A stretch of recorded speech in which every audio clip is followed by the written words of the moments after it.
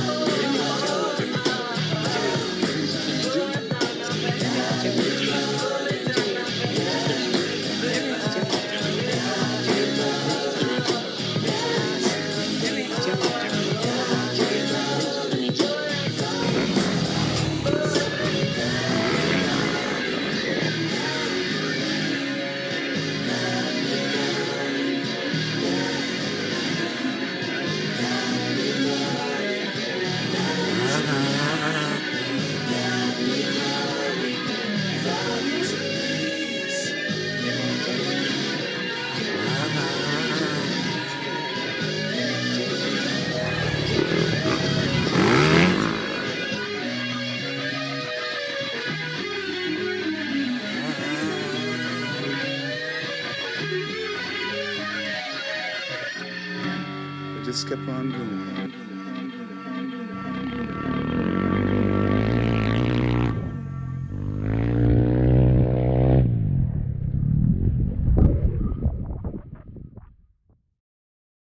Live from Pahrump, Nevada, the Valley of the Dirt People, it's Tech Talk, Taco Tuesday, with your hosts, Jimmy Lewis and Logan Tyler. Look who's here. Logan Tyler. Woohoo! Logan's back. Tech Talk Taco Tuesday, everybody. This is the best show this year. It's guaranteed that this is the best show so far. Yeah, for sure. I'm trying to unwire some things that got messed up over here, so don't worry about what I'm doing. This is the show where we talk about motorcycle and motorcycle-related products. Wait a minute, I got to put on my hat. I got a Ricky Brayback hat. Oh, RB, killing Yeah. it. So we're in the middle of Dakar. Actually, they're probably waking up right now. Well, I've probably been awake, and then they're getting ready for the marathon stage over in the Dakar. Mm-hmm. I don't know anything about it. I hardly have lost any sleep. The Dakar over in Saudi is really stupid because it completely wrecks my sleeping habits. Oh, But, really? Yeah. Do you tune in live and all that? You have to, huh? Well, I kind of start watching it about now. Start kind of seeing what's going on. Sometimes you get some updates early in the morning. And get hooked. All the things, and it's like, oh yeah, you can. And they don't show the map in the beginning, so you can't visually see what's going on, the tracking stuff.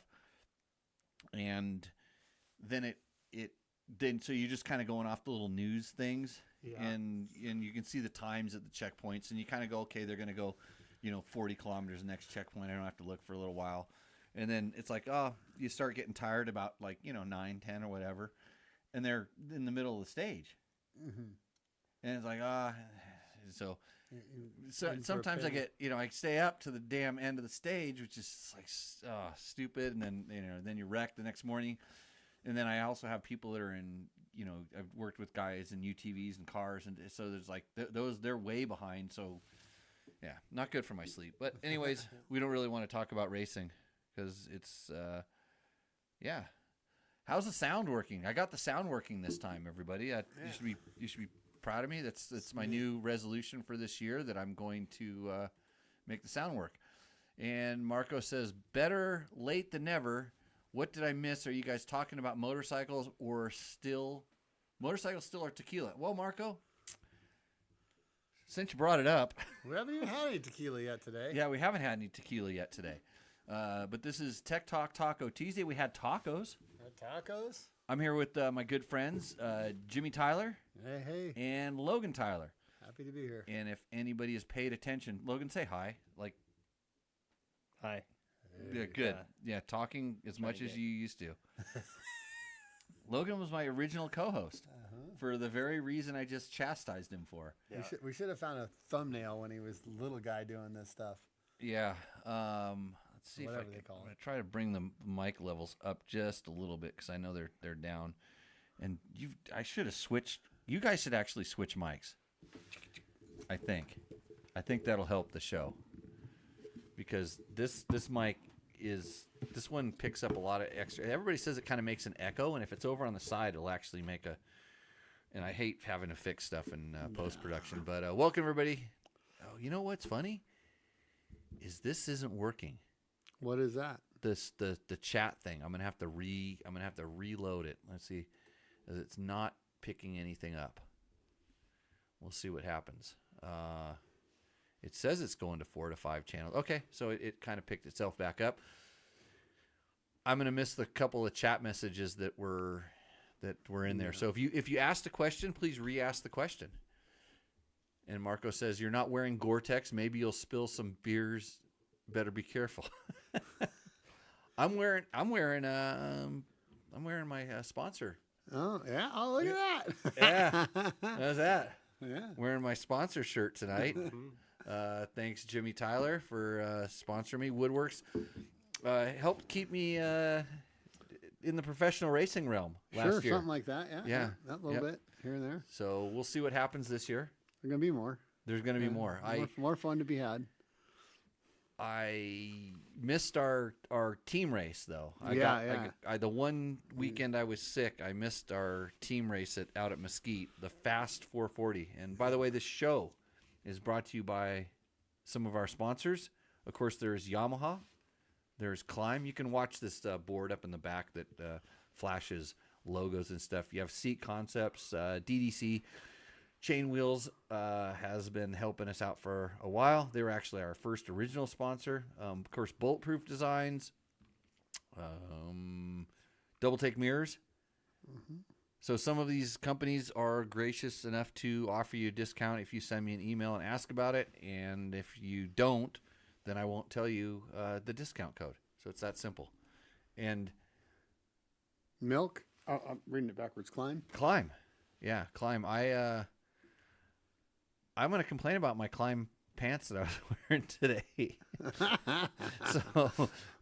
so today we were out doing little photos, and I had Climb pants have pockets in them, which I really, really like. I love pockets. And I'm in a little bit of pain right now because I had my phone in my pocket on the XC Lite gear, and I think the pocket is a little bit too big and not as like a... Well, whoa. Isn't there another solution for that? To not put your phone in your pocket? Or not crash? Oh. My leg doesn't hurt. Yeah. There's that solution. Yeah. So I tipped over, and the phone must have turned sideways, like a. I'm gonna use the emergency camera here. It kind of turned sideways and went into my leg like that, like a hatchet. You should show the good folks your screensaver there, or My whatever you call screensaver? that. Whatever It your is- screenshot. Yeah. So Like, it's my cat. it's your cat's It's my bunghole. cat. My screensaver is my cat, but everybody looks at the wrong eye because she is giving you a look back if you look at it closely. Dude.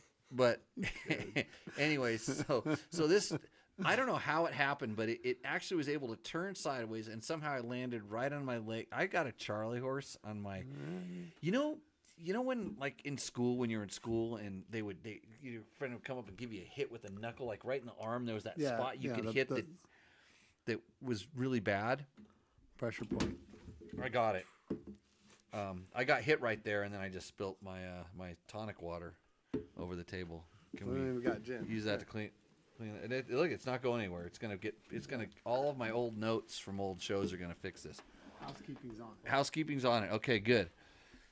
Oh yeah, we're gonna talk about the motorcycles. Marco, you got a question? We're gonna answer this for you. Marco's question is, what tires would you recommend for my 2025 450 XCW? I'm an intermediate writer and like mostly desert. And he has some emojis or something that I can't see on the screen. So I currently am getting help from Pirelli tires. So I am liking the Pirellis. Actually, I'm liking the Pirellis a lot. So I was with another tire company before. I can't remember what tires those were. Those weren't bad. They were actually pretty good. But lately I've been running the Pirelli XC Hards, and I tried. I was a big fan of the MX Extra. It's been a while before I was with the other tire company. I really liked the Pirelli MX Extras, and I had one on my bike, and I kind of thought it was almost a little bit too grabby for what I was used to, but it also lost the side knobs on the front pretty quick on the MX Extra. And I've been running on a similar bike on a KTM 500 XCW. I've been running the mid-hard Scorpions, and I think it's the MX32, so it's the mid-hard, and I like that one better. It just seems like it's less grabby, and then it's been durability's been better. On the back, I have the mid-hard, and I think on one of the bikes I have the MX Extra, but I haven't noticed the much of a difference there. So anyways, yeah, that's I would go with the Pirellis. But Jeremy, my friend here, he put the MT21s on, and I have a set of those that are mounted up. It's like an old time go-to. It's just the indestructible, last forever tire, not that high performance. He loved them, but his tire, he went with the 9100 on the front, and those are DOT legal, and they will last forever. Maybe not the highest level traction, but really high on durability. So that's what I'm talking about, Marco. Get those. It's probably Do you not run 90s or? It's I typically don't, but on that MT21, that 80 is really narrow.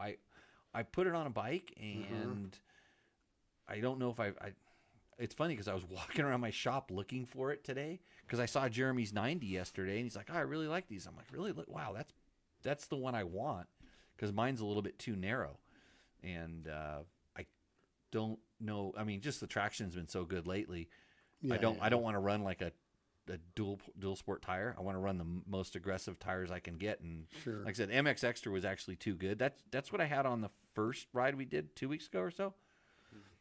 And I was just noted when we're running big tanks, so a lot of weight on that front wheel. So side knob durability wasn't great, but the traction was almost too much. So that's what I say. So you generally run an 80s on stuff. What's the biggest difference between an 80 and a 90 on just on the average? I mean, I know it's the width, but I mean, it's the width, but I mean, it's what? It's inconsistent brand tire to tire. 99% of the time, the 90s for me are a little bit too big and a little bit too grabby. Too grabby. Yeah. Sort of like just tug your hands in rock gardens and stuff like that, or. Well, let me take a step back. I like a bike that turns on the front wheel. I like to feel the front wheel turn. Okay. And I'd like to think that I like to do it with balance. So I don't want to put a lot of effort into the handlebars. I gotcha. When I'm riding. And with a 90, I seem like I have to fight it a little bit more. Okay. Like some people like the flow of the 90, and for me it feels like it almost grabs maybe too much traction. I mean, there's no such thing as too much traction, but I get you. It's a little too grippy, and maybe whether if you get up onto the front of the tire, it can really knife, and if you kind of come unweight the tire and you get on the back of the tire, it waits longer to let go. Okay. Yep. I don't know. So it's just kind of more matching your way you corner. Yeah, and to what the rear traction is. Yeah. So you're not. And so it's like we're with the 80 typically, it doesn't grab as much, so it doesn't oversteer too much, and it doesn't let go when it starts understeering. Like it doesn't hold as long, and I mean, this is like with different tire brands. There's certain tire brands that everybody likes that I don't, because they grip so hard on and then they just let go, or they don't grip at the angle I like leaning. And it's nothing against the tire. I mean, this is why people should try different tires and experiment with them and see which one fits your. It's the only thing touching the ground, hopefully. Yeah. Hopefully. So, what does Dave Donnelly say there, Logan? Congrats to Ricky, Skylar, Preston for the great start in Dakar. Good job on the training. They did the training. I just told them what to do. I didn't do a good job on training. They did it. They did a good job on training. I just gave them. I mean, good job on the teaching, maybe. Yeah, it's been a long time. It's been a long road. I mean, it's nothing that happened overnight, and there's no magic in this. It's just like I've always said. These guys are putting in a lot of hard work, and hopefully, hopefully it pays off. I mean, I know it pays off because they're doing well. They're both Ricky and Preston. Skylar had a little bit of a slow start, and this is really the first year that I've had any contact with Skylar. And I don't really train with Skylar. He came and did some of our original stuff back in the day, and then kind of went on his own direction and did his own thing. But this year he's been around riding some of our road books and working with the guys. And part of what they do is they work together. When they're training, different guys are opening, and some of our road books have different things built into them that they're maybe working on. They all have to make road books. In fact, they all did make road books. Really? And Skylar Is that a big help for them understanding road books? Yeah. Oh, yeah. yeah. That's a training tool, right? Oh, Not yeah. just a job. No, yeah. Well, it's Because it helps them interpret it on down the road, right? in a lot of different ways. I mean, it's like, so I always, tell them to make a road book that would emphasize things you need to work on. Okay. And then they work on that, and then I see it, and I can kind of interpret some stuff, and then I can see because I get to look at a lot of different people's road books, different organization road books, and see different styles and techniques, and so we always are trying to predict what the next iteration, the next improvement, the next thing they're going to try to make tricky. And so we think about this and talking with them. I'm not over at the race. I don't really know exactly what's going on specifically, but they communicate back to me and they'll tell me, yeah, we need to work on this, or we were going to try to do that. And so, yeah, it's an ongoing process. And unfortunately, I think the navigation, it's getting overall a little bit easier, but I think, and this year I'm thinking, and it seems like the last couple of days they're starting to make it a little bit more tricky. The guys are talking about they have to ride so slow to navigate. Guess what? That's what happens. Uh-huh. So yeah, if you have any questions about what we think's going on in the Dakar, feel free to ask. I can try to answer. Yeah. There's also a really good podcast if you want to listen. There's something called the Dakar Daily Podcast. So just search that on any of the podcast platforms. You can find it through Cycle News. Oh, hey. And they mostly talk about bikes, right? It's all pretty bikes. It's pretty much bikes. Yeah, real bikes. No specific. cars. Yep. You know who shot the cover of Cycle News? The photo on the cover of Cycle News? No. You? Yeah. Yeah. How long has it been since? No, I'm not the ride. I shot the picture. Yeah, I know. Yeah, I went riding. I remember riding with my buddy Sean Finley, and he's like, oh, the guys didn't do a very good job shooting photos of this bike. He was a Stark. The other day, so God, I should tell you the amount in the last. I guess it's been since New Year's. Maybe it was right before New Year's. It was right around Christmas. Yeah, it was during their break. The amount of different bikes that I've ridden in the last 2 weeks is insane. But yeah, they had the Cycle News had their Stark Varg, the Enduro one, and it had just been sitting. And Sean picked it and said, "Hey, I'm going to take this thing and take it, go ride it." And they have some pretty cool places to ride in Arizona where he's at. And just hooked up with him just to go for a little trail ride. And he's like, "Hey, do you think maybe he was asking his other guy to shoot photos?" I'm like, "Sean, because he didn't want to bother me really, because he knows." Yeah. And I'm like, "Sean, I can do this in 10 seconds." Yeah. And so we're just like riding along and just skid off Sean, give me that camera. Yeah, kind of like we were doing today. Yeah. And I've never done that before. It's kind of cool. And I saw, my Cycle News gets delivered to my inbox, and I look at the picture. I'm like, I shot that picture. And they even used my real name. They didn't use my stage name for, like, usually when I work for Cycle News, I work under an alias. So you think any pictures of me today going to make the cover? Cycle News? Cycle News needs to buy Dirt Bike Test. They need to buy this whole operation because I'll let them have all the pictures of me today. Okay. Yeah, they're gonna. There were a couple. There's covers in there. Look pretty good. Yeah, covers. And they want to put a Yamaha on the cover. Why wouldn't you? Yamaha with a goon on it, bro. YZ250 with FX. a goon. Yeah. What are we going up against tonight? What's our is there a presidential election or anything going on? Our war. I don't know. War? Tune into the war. Oh, Monday Night Football. We know that's yesterday.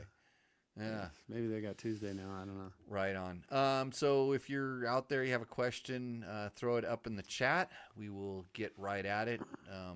Logan, is there anything else that we need to know about? Who's the faster 125 rider? Today.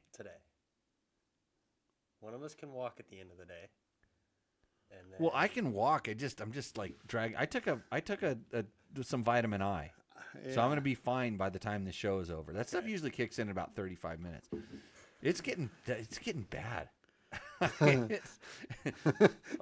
getting its own heartbeat. Well, So it was no blood, but you know when something you land on something, and it draws like kind of blood to the surface. It's like a scrape, but it's not a scratch. Like there's no that. It's that. Yeah. Oh, really? Yeah. So I'm pretty sure it's gonna be. I don't bruise really.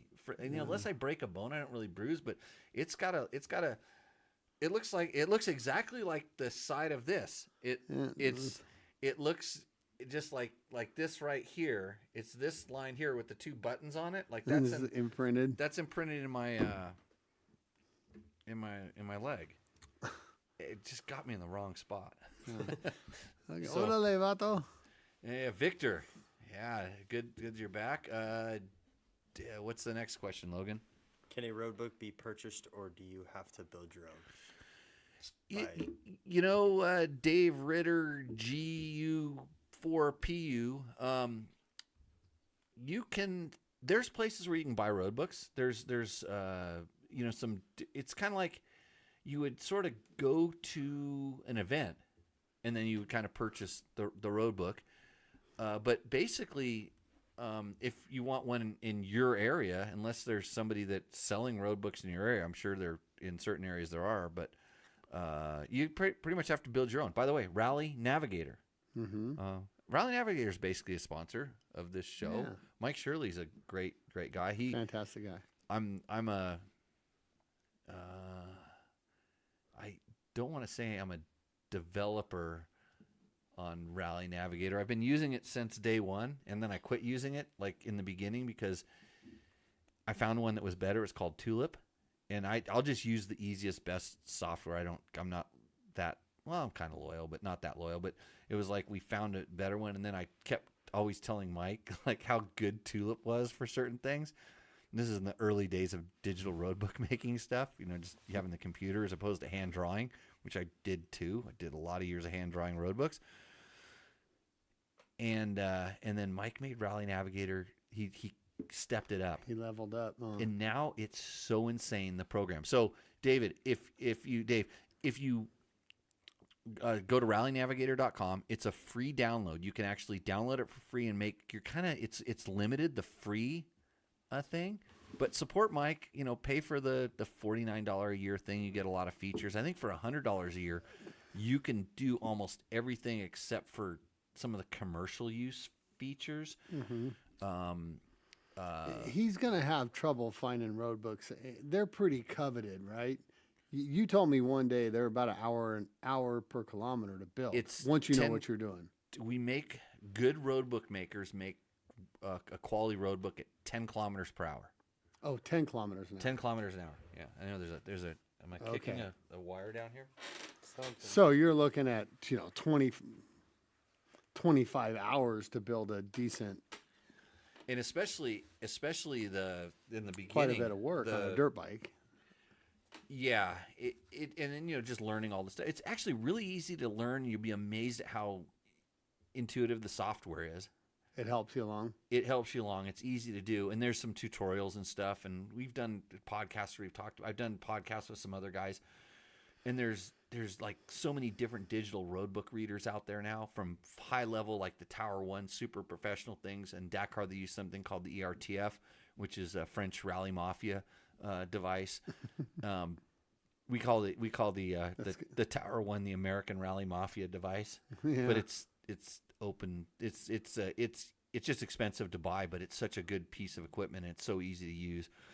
There's things called Terra Parata, which is like an app that where you can buy road books through. Organizations can use this thing where they can unlock and lock them. But yeah, like road books are. I've had road books stolen, so road books are Not a lot of people are just going to hand them over, huh? No. I mean, there's too much labor in them, right? No, there's a lot of guys that they're just at a different level. Yeah. My buddy Nar, you could probably call Nar right now. You want to go ride a road book in SoCal? Get a hold of Nar. You can go ride Burritos in the Sky. It's the road book right now. I should hashtag Burritos in the Sky. Yeah. Okay. He's always working on road books. He's one of these. He helps Johnny at a lot of the the pits and stuff like that. You Yeah, met I met Gnarly Dave, yeah. Gnarly Dave, Yeah. Gnarly Dave. He's got. I didn't know he did all that. Oh yeah, he's a road book guy. Huh. So, and there's this whole thing like there's these different little faction rally groups. There's one in SoCal. There's one up in Wyoming. There's one in Utah. There's these different guys that were kind of putting on non-events and just kind of gatherings, and they weren't doing it for commercial stuff. Which that's good for the sport, it is. Yeah, to help it grow. And I mean, I'm kind of people like are always like, well, dude, how come you don't just let us use your road books? It's like my road books are for certain special purposes, and you can't okay. So when you have a brand new road book, it gets used. It's de-virginized to a sense, especially if you find really faint old rows and things like this. Yeah, if it's just a beat-in single track, it's this. So one of my original road books. This is a long story, but I was training a guy, and he wasn't very good, and he couldn't finish the road books. And he said, "Hey, I paid to come train. Can I just take? Because I would take the road books back." He's like, "I paid for the training. Can I want to come out and finish the road books?" Well, he took the road book, and said he was going to go finish. I didn't really hear much from him. It roll couple years later, I'm out with another guy, and I'm sitting on a hill watching this guy go through some sections of this road book. So I would ride with them back then in the old days, because there was no such thing as a spot device or anything. So I'd be riding with the guy, and there was a place where I'd pull over, go up top of a hill, and kind of watch him work some tricky navigation. And this guy nailed every single turn. Nobody had ever done that before. He rode it like it was a trail, just made turns, hardly slowed down. And I'm going, wow, this guy's really, really good. And then we get to another section, and I'm riding, because we're mostly, you're mostly on more main roads. Mm-hmm. And we're riding, and we get to a couple tricky turns, and I go, wow, looks like that's strange. A lot of guys rode here. Like a lot of people turn down this road where you ordinarily wouldn't turn. And then there's another kind of turn. A lot of people rode here. That's interesting. And so I stopped and talked to him. I'm like, hey, that section back there about an hour ago, was it like this? And he goes, oh yeah, the whole time it's been like this. And I'm like, what? And I'm thinking, how did that happen? And I go, it just didn't make sense. I didn't think much about it. Another 2 years later, I'm talking to this other guy. I'm leaving the names out because I don't like throwing names around.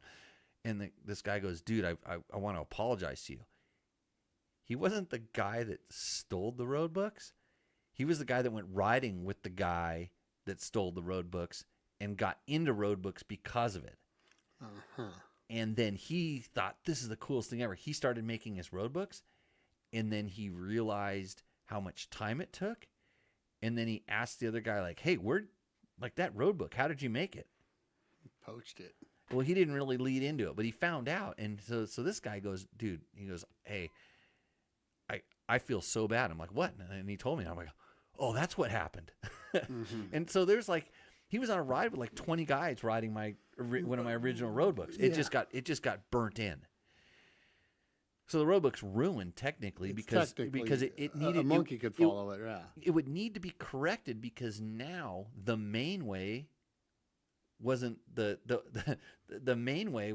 So the road book's factually incorrect, but nobody would know this. But so the main way was now the less visible way, and you could tweak that road book and actually use it to your advantage. Maybe you could go. Yeah, I could change the way the road book went, but I would actually to make the road book correct. Now you'd have to change the line that was less visible. You would have to make it more visible. Because it's now burnt in. Uh-huh.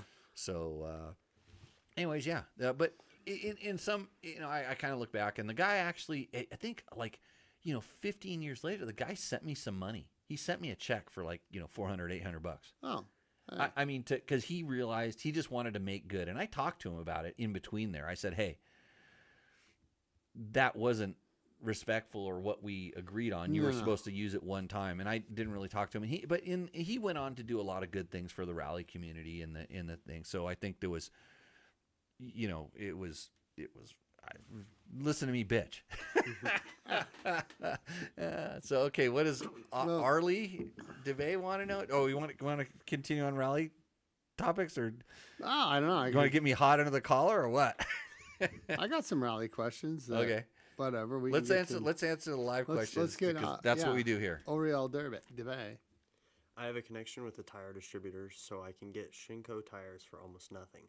Right now, I'm running a Shinko 525 cheater on the rear and an MX20 or 216 cheater fatty 90 121 on the front.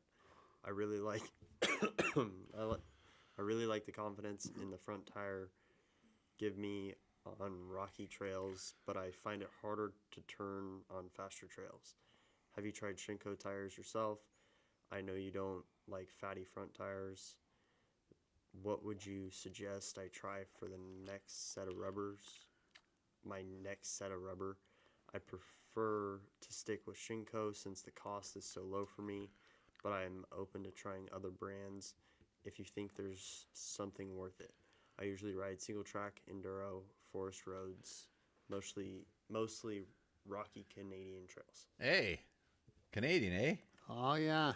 Yeah. Put some maple syrup on there. They'll stick real good, you know. They'll stick like Our glue. brothers from the Great White North. Love those guys. So if sometimes if you can get tires for almost nothing, that could be what they're worth. But I will tell you that I have used some Shinkos in the past. It's been a little while. There was and I'm pretty sure that there was two kind of cheaters tires at the time. There was a bigger one and a smaller one. I'm pretty sure the bigger one was actually okay. The one on the smaller one on the rear was horrible. So, same brand, two different tires. One was really good, one was horrible. And I've never run the cheater fatty. I don't know this tire, and if it's cheater, if it's soft and gummy, I absolutely do not like gummy front tires because they're vague. They're wallowy, and especially when they get to be fatties, big ones, and then they're big and wallowy, then they're weird. Right. Just tell everybody what he means by cheater. Cheater is a gummy tire. It's a soft. It's the extreme enduro tire. Okay. And they're meant to be super gummy and stick on things. And I don't really even know if any of the pros run on the front. Yeah, run the sticky tires in the front. But anyways, but it makes sense that you find it harder to turn on the faster trails because that was where it would be wallowy. So, anyways, I have not tried that front tire. I've tried the two rears. And so what would I suggest for your next set of rubber? On the front, go to a more standard compound front tire. And whether it's fatty or narrow, I would go, even if you like the 90, I would go with the 90 again. But maybe take a small step and then see if it works. But if you have buddies that have other tire brands on there, give their bikes a try. Like ride your bike across the section and then hop on their bike and ride it and just kind of focus a little bit on the tire. Just maybe do stuff where you're pushing the tire a little bit past where its limit, like on a turn or something. You start playing with it. And this is how we would test products is you try to, go try different things and see what it does. And so you're not just doing what's normal. I mean, maybe you'll feel something when what's normal. You actually, hey, I'm really going to see what that front tire does. I'm going to turn a little hard. I'm gonna go around a turn a little bit fast when I have some run out. I'm gonna use my front brake a little bit more than I think I should. I'm gonna turn a little extra on this downhill off camber. See what it does. Ride deeper into this rut. Test it and try it. But it's a lot easier when you're just hopping on your buddy's tire than having to buy a set and put them on. But if you want to do just a wholesale change, go to what I would call like a premium tire brand, something that's way more common. And whether it's a Dunlop or a Michelin or a Pirelli, I would say go with Pirelli just because I like Pirellis and Pirelli's been helping me out here. So, go with a nice set of Pirellis, and there definitely is a difference when you go from the brands like the Shinkos or the Motos or and it's funny because Golden is in this weird zone where I think they're kind of trying to be more like a premium tire.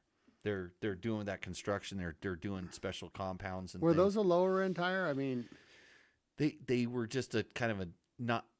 They've never been a price point tire for sure. No, no, definitely not. Yeah, that's why I say that. Yeah. Because they've always been kind of expensive and hard to find. I would try, and it really depends on, see what.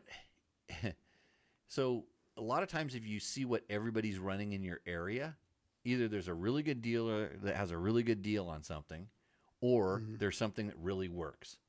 And sometimes, and I know this with like what I used to run a while back, like nobody believed those tires were as good as they were at doing what they were doing. And like people are like, why you run those? I go, because they're good. And they're like, well, because you get them for free. And I go, yeah, I get them for free, but I wouldn't have even asked to get them for free if these weren't good tires.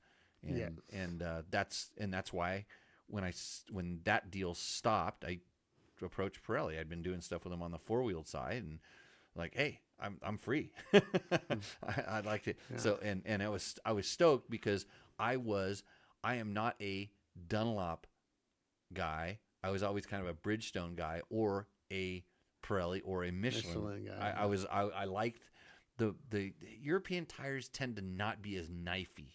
That makes a sense. So yeah. Okay.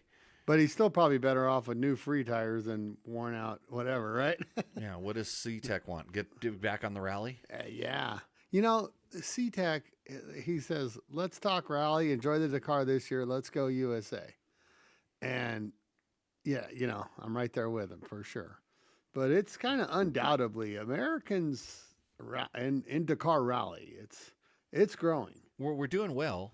We kind of got a guy that can win, or an American, shouldn't say guy, that can kind of is winnable at any class in that thing, right? Besides the big crazy trucks. We forget that. We should do trucks. America should. We got more truck. Everybody in America drives. Everybody on the West Coast drives a truck. Yeah, but but we have semi trucks and shit. Yeah. I mean, those trucks are pretty cool. But I mean, I was watching this old rally the other day from like '97.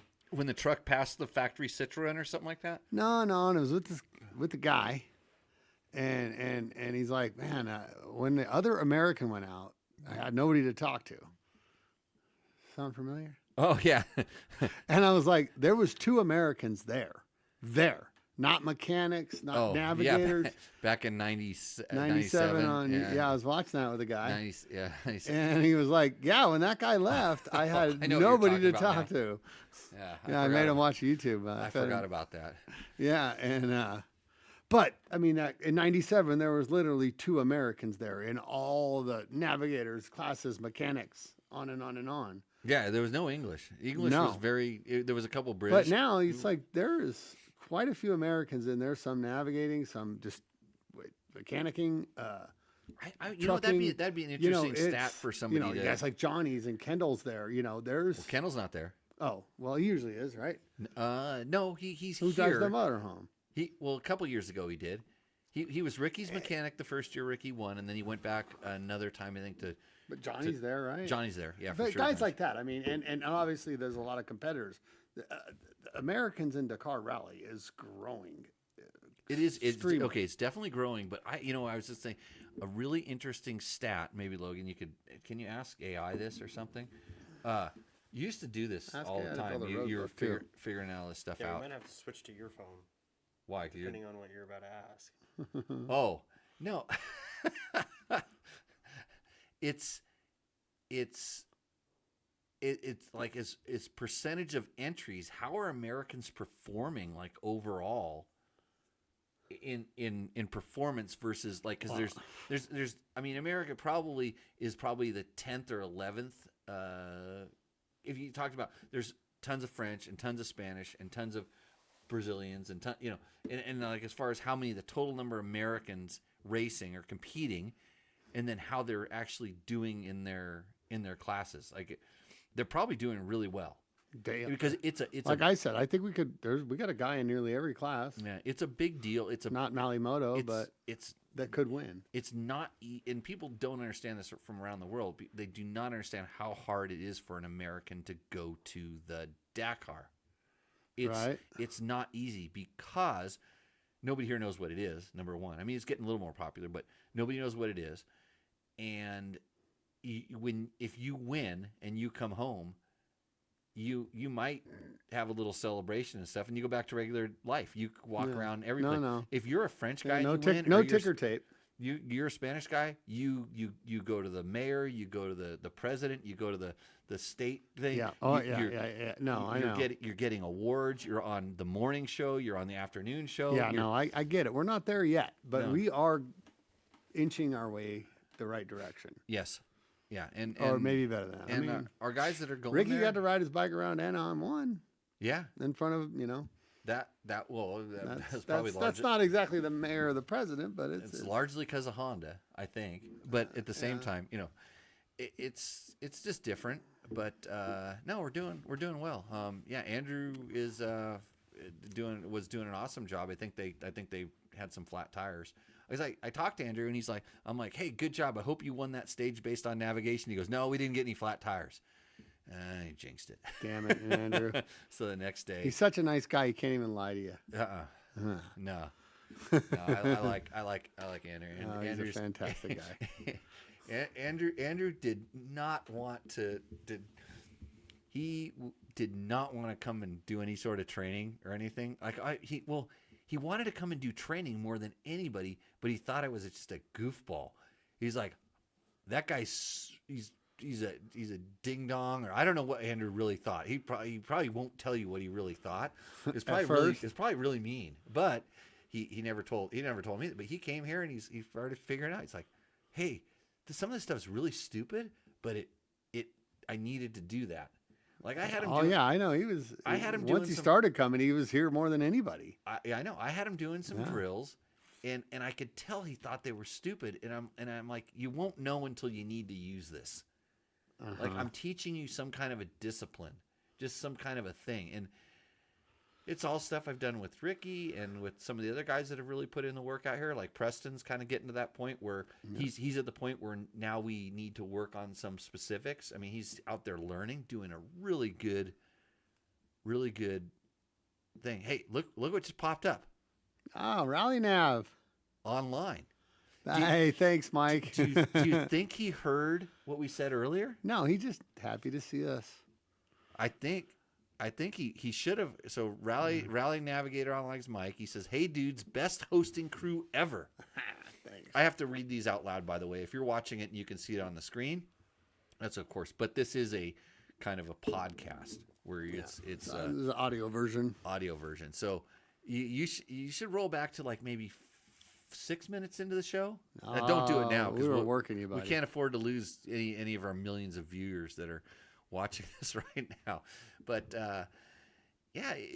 like, so Preston's at a place where he's got goals. He started just riding with us, sort of. Johnny's like, hey kid, if there's any future in off-road, it's going to Dakar. And so he would just come and hop on his 450X, and we'd put a little digital road book running our Rally Blitz on there, our old school thing. 11 Americans. There's the math. Fukimoto is helping us out here. Fuki Thank you, knows buddy. his stuff. Thanks, 11 Fuki. Americans out of 787 competitors competing, but a lot more Americans there also on. I mean, Berryman, Sean was a mechanic there for years. He was in the big trucks. Yeah. He drove a big truck. So Sean Berryman is Sarah Price's navigator, and I do some stuff with them for like sure. you said, there was 2 Americans in the whole rally, not mechanics and pilots and anything else. Now there's more. Well, that guy I was watching that rally with. The year before, there was only one, and he went home early. That was you? Yeah. Yeah. But yeah. But I did have the second year. I did have an American mechanic, but I couldn't really talk to him because he was always working on my bike. When I was off the bike, he was working on it, and then I have to go eat, and then I come back from eating, and I get my MacBook and play with my MacBook, and then I go to sleep. we'd have like 10 minutes of talking in the evening and 10 minutes of talking in the morning, Yeah. and he'd be ready to go to bed. He's been up. Actually, I was pretty good on my bike. I only wadded it up once, really bad. So, Navig. Navig. What's that? Yeah, I'll check rally. I don't know. What are those things? Sometimes the comments are hard to. I'll check. Oh, check rally Navig. He's trying to say, maybe he's had more to drink than we have, and he's trying to say, I'll check rally navigator. Mike, we're getting you customers. I promise you. That's why I called you a sponsor of the show. Hey, I'm thinking you should be a long time. You should pay us like all the other sponsors. You should pay us lots of money in sacks. You should bring us sacks of money, and then I'll put it towards your tour guiding in Mexico or something. Whatever we do down there. No, I use Rally Navigator so much when I'm training for not only building the road books, but even when I do my online classes. I'm literally on a Rally Navigator screen because it's so easy to explain some of the concepts by showing how the road book is built and then using it as a tool to teach. So I know Mike probably doesn't know that I do that. He's probably going to now double my account fees or something, which I'm totally okay with. Actually, I think he should really triple my current account fees that I pay him. You triple them, and then it's all good. So, if you check out Rally Navig, use the code at checkout. Just put I love Jimmy in the code at checkout, and it'll charge you double or triple or something like that. So I tried finding your chart, Okay. and so AI didn't say anything past 2020. So AI doesn't know you exist. I didn't want to know about me. Might be a good thing. I know about me, but I want to know about how. I want to know like, kind of. There's got to be a chart that would show how well Americans are doing. Like if you took all the if there's like the Olympics. Okay, when you think about the Olympics, there's all these countries that are competing, and everybody from the country earns points for that country. That's what they need to do at Dakar. Medals. Yeah, Not medals, but the the points from all the medals you earn. Yeah, That's agreed. Oh, we would slay it, and then that way, I patented this idea is trademark pending or something like that right now. We should have third beer fingers are too big. I'll check Rally Nav out. Okay, yeah. Good, yeah. So it should be like the Olympics, where at the end of each day they show you, hey, here's how the different countries are doing, based on your gold, silver, first, second, and third in stages and stuff like that. We'd be doing really good. We would. Yeah, for sure. Yeah. Yeah. So leading one class, second in another, third in another. Yeah. Stage wins, overalls, all that. Stage wins, overalls. Yeah, for sure. They should do that. ASO, get off your ass. But they wouldn't do it because they would want to make France win everything. Oh yeah. Yep, that's the way it was when I raced. They loved me to finish second or third. I got third once. But okay. Do we have any other question? Any other rally questions? Yeah, I do. Okay, good. These guys are talking about bonus minutes or whatever they're talking about. How does that work? Okay, so it's called opening bonus. Opening bonus, thank you. And the way that this works is in a rally is because it's such a disadvantage to open the stage, to be the first guy out, because there's no tracks for you to follow. Most of the time You're staring at your phone more than everybody. It's not the phone. It's the big navigation device that it's really just notes, and if you've ever seen one, you'd understand it. It's not like they're not following a line on a GPS. They are reading an instruction. It tells you the mileage. It has a picture, like a drawing that shows you what's on the ground. Like if there's a four-way intersection, it'll show a four-way intersection. It'll tell you which direction to go.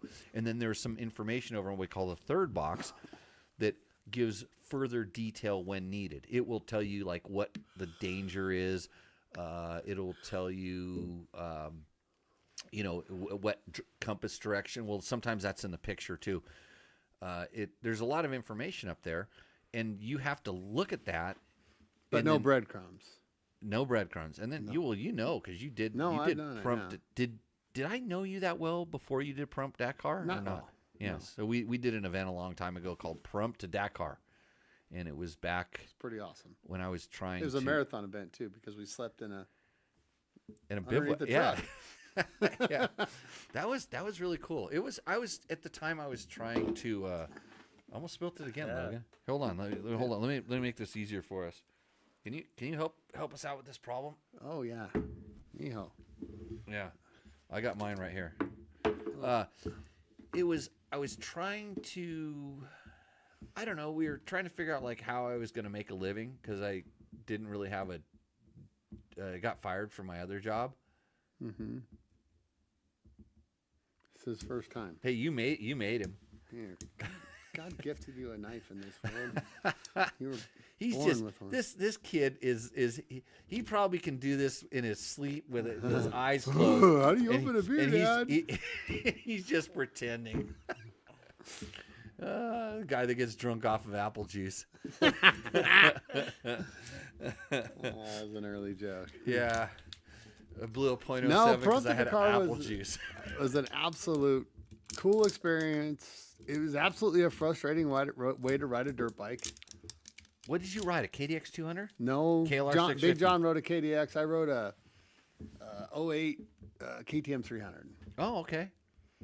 And I just kind of pieced together two bikes, and the top speed on that bike, the way the gearing worked out, was about 31 miles an hour. I messed it up a little bit, but Yeah. because I took a 250 motor out of another one. I don't know. That's a long story, but dirt Yeah, bike. I remember going over to Big John's garage when he was over there on Turner, and that was almost like a chop shop. He was the one behind all of. He would take like 5 300s or 250s and all 120. And he would start thrashing pipes and getting stuff for sale, and it was so much fun. Really. Yeah, he's buying bikes. Yeah, taking the good parts off, figuring out how to make his bike better, and then downsize that and sell it to somebody else. He's quite literally still doing that. Oh, I know. Yeah.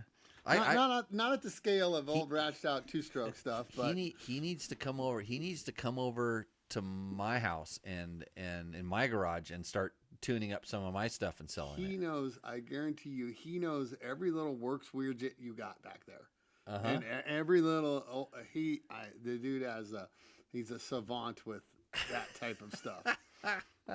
Absolutely, he knows because you got a lot of work stuff laying around up there. There's some pretty trick stuff. kicked under cabinets. I will find some stuff back there and just go, what? I had a Tell me. call. I had a call today with somebody who wants me to come and look at a bike that they bought. Like Good Lord. one of my. Okay, so I'll get back to this. Remind me, XR600. Tell the XR600 story. So tonight on the show, we are drinking. We just cracked it open. This is Addictivo whiskey, which if you are a tequila aficionado, Addictivo is a tequila brand. They make a whiskey, and so I get this, and I get this. I guess you can get it up here. This You is can't get it available now. up here. I used to have to bring it back from Mexico, but a really good, smooth. Yeah, that is great. Smooth. It is. I think it. Let me check. Let me check the taste.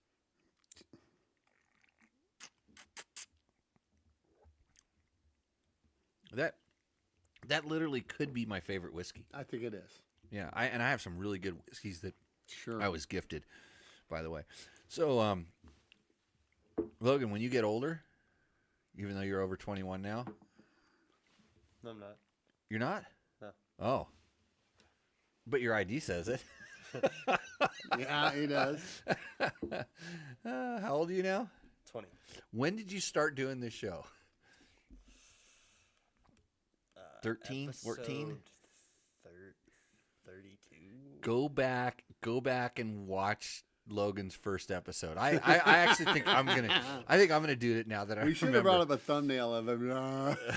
It's in the 30s. I think his head was down here. His chin was just over the table, And then I got But him. that to table's like 2 inches taller, so Okay. you gotta give Yeah, some credit where credit's due. Yeah, we were literally on the table that was over there. We had a couple TV Didn't you even screens do behind something us. from a bar with him? No, you ever do one at the bar? No. Well, I think you're The getting 50th. confused. Oh, you went to the 50th? I think Yeah, so. we did Okay. he did one there, but not like Okay. his first one or nothing. Yeah. Well, I thought you were when we did our ride that that video we could have done good with that video if we would have done we need to find somebody that can edit that because that stuff Matt was supposed to do it. Oh, your guys is Our ride from we rode from Tour Tech Rally. We rode from Washington back down here, and like he was like 14. Yeah. He rode a dual sport from no, a mini, Canada border to mini adventure bike. yeah. And KTM 390. I just sold that. That's how I got the bike that the bike That that new I 300 you got. the bike that I rode. I traded for the 300. So the C-Tech remembers those days. all we did was stop at bars. Yeah. Were you like I 50? would take a little nap in the back and Every lunch we just stop. We go to a bar, dinner, or we do this thing where we do like a brunch. yeah. You know, because we'd have to fill up with gas and we eat and stuff like that. And usually the only place in these small towns is bars. Yeah. And we go in there and sometimes they had no problem with you just pulling up and sitting at the counter and we just order food and whatever. Or you just go in the booth, in the back corner. sleep. Yeah. Half the time. I Yeah. loved it. I was lucky that it only lasted 2 days. 2 days. No, it's more than that. We were 4 Well, days. Really? Yeah. Because, okay. It was So, from so we rode. Washington. We started in Washington, and the first day we rode to. We were in Idaho. We stopped in Idaho. We drove down to Idaho, Yeah. and we drove the motorhome down to Idaho. We went trail riding for 2 days with Casey. Well, remember I went swimming in that super cold river. We both did.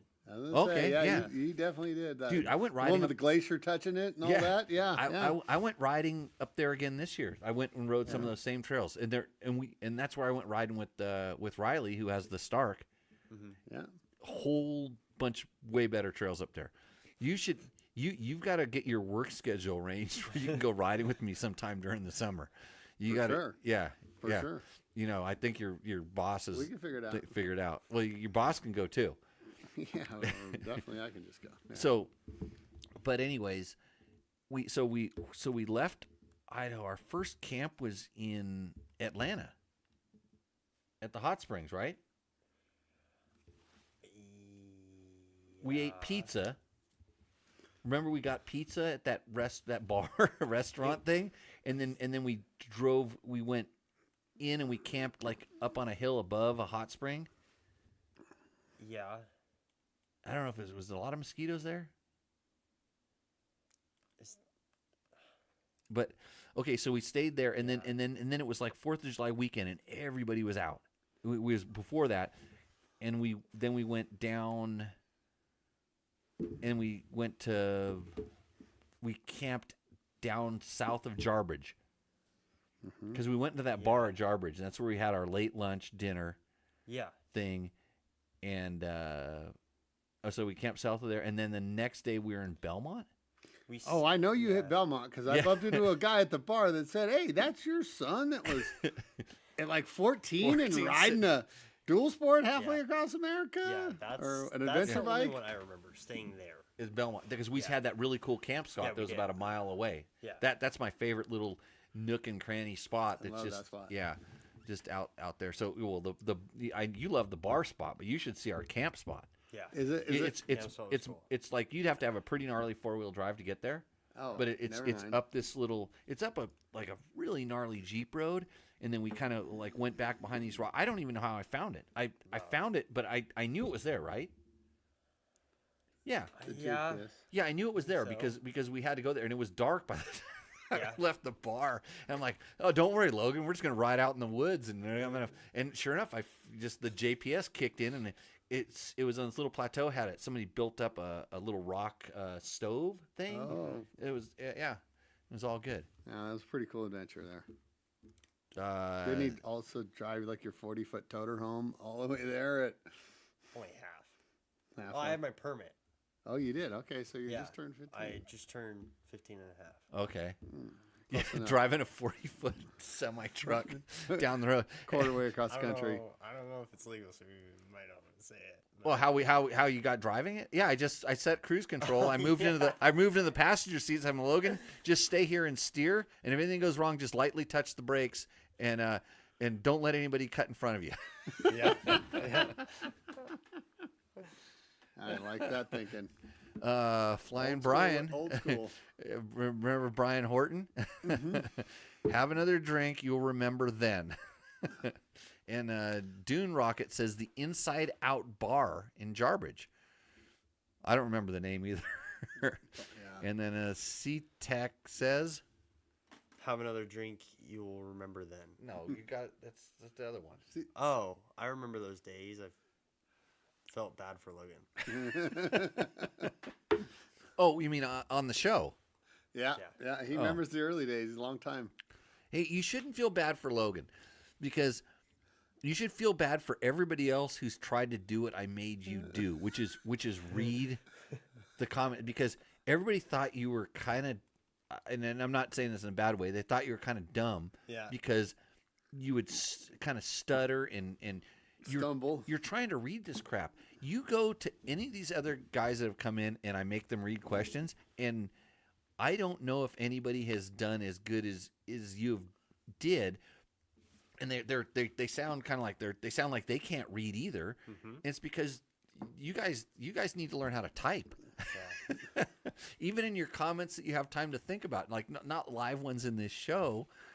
Don't we talk about motorcycles on this show? Yeah. Here you are just bashing every viewer. It always feels like tailgate talk to me, but Yeah. So but if you have a good motorcycle question, we'll answer. I'll get back to the XR600 story too. yeah, let's see that. Do that. But anyways, love our viewers. Love every single 31 million of you. XR600 story. So I was talking about a guy called me today that got a bike that I used to own, which is an XR600 that is I'll call it a replica of the bike I won Baja on. So The N2 bike? Or, well, it was a 1X bike. 1X So because Johnny had won the 1,000 the year before, and then he had some issues with partners. Like, hey, Jimmy will ride with me, and I'm like, oh, okay. I was not big. I still am not big on racing score. Really? At all. Nora, you need. Oh, by the way, Nora registration's open today. So if you didn't sign up today, you're probably not going to get a hotel in San Ignacio unless you partner with Baja Bound. Baja Bound Moto is the best way to go. If you want to, talking about rally, I'll get to my XR600 later. sure. I don't want to talk about myself that much. Here, Logan, pour me another one. If you want to do a rally and get into rally, the best one to do, and I'm not saying this because I'm the motorcycle race director. I'm saying this because it's true. The Nora Mexican 1000, or the Nora's Baja is what they call it now. It's a 6-day stage race. If you're on a motorcycle, you can do it rally roadbook style. That's what most people do. But we even have a GPS class where we will give you a line. So if you want to be less rally, you can go with GPS style, and you'll still have the dangers marked through the Stella unit. So if you want to get in a rally, do Nora's Baja. Looks like the coolest one to me. And I, as the race director, my job is to go make the course. And I spend a lot of time making a course that I want to ride. And you know, because you guys ride with me. No, I know. You are, I mean, did it again, did 169 miles with you the other day. Next level at building trail and finding course. Next level. Like, And few on the planet can do the that. only reason I'm like that is because my riding time, and I get to ride all the time. Yeah. I don't like riding crap, and I want every ride to be great. And you somehow Make are very riding good at make riding great again. That should be my slogan.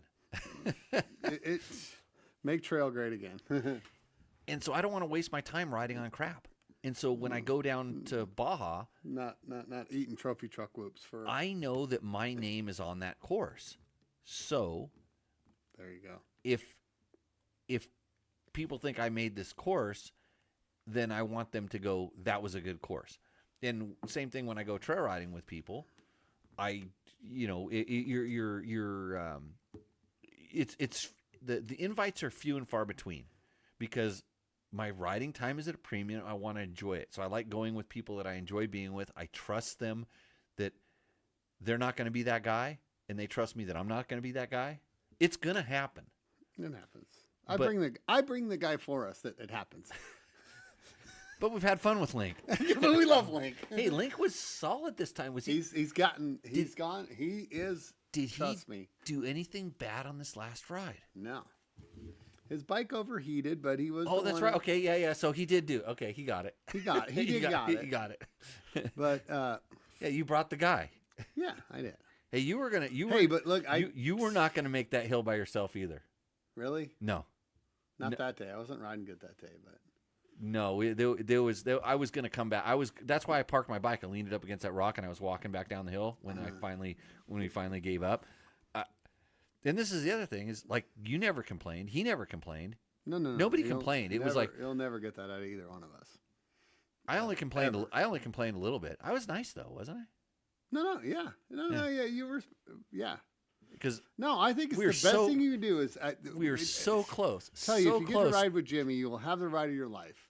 Yeah, but he will spot your flaw in your game, and he doesn't do it to be a dick. He delivers it like a dick, but but it's for your benefit that he does it that way.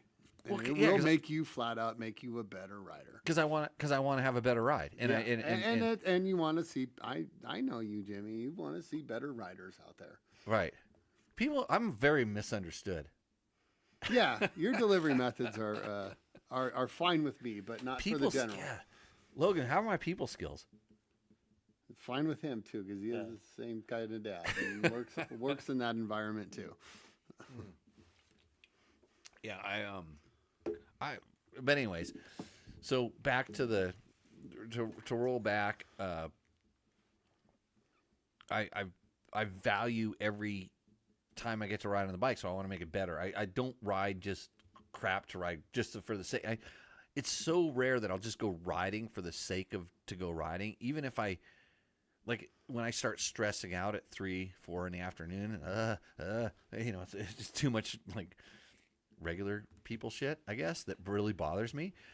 I can go hop on a bike. I can go down the street here, and I have 10 different things I can do, and they're just little. I got some little figure eights, or I got some side hills, or just a couple little like roller jumps, and just things that make you feel good.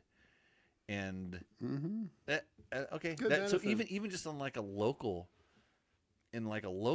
zone, but like if it's time, hey, I'm going to spend a day going riding. We're not going to just go ride the same old crap. We're going to go. Yeah. It's even when we're out there. I was trying to find that new. That's what that hill came in. I've done that downhill. I didn't know what it was like going up, and I'm like, I'm pretty sure because the traction was so good. This is the day we can make it up, even if we had 3 strong guys, me included.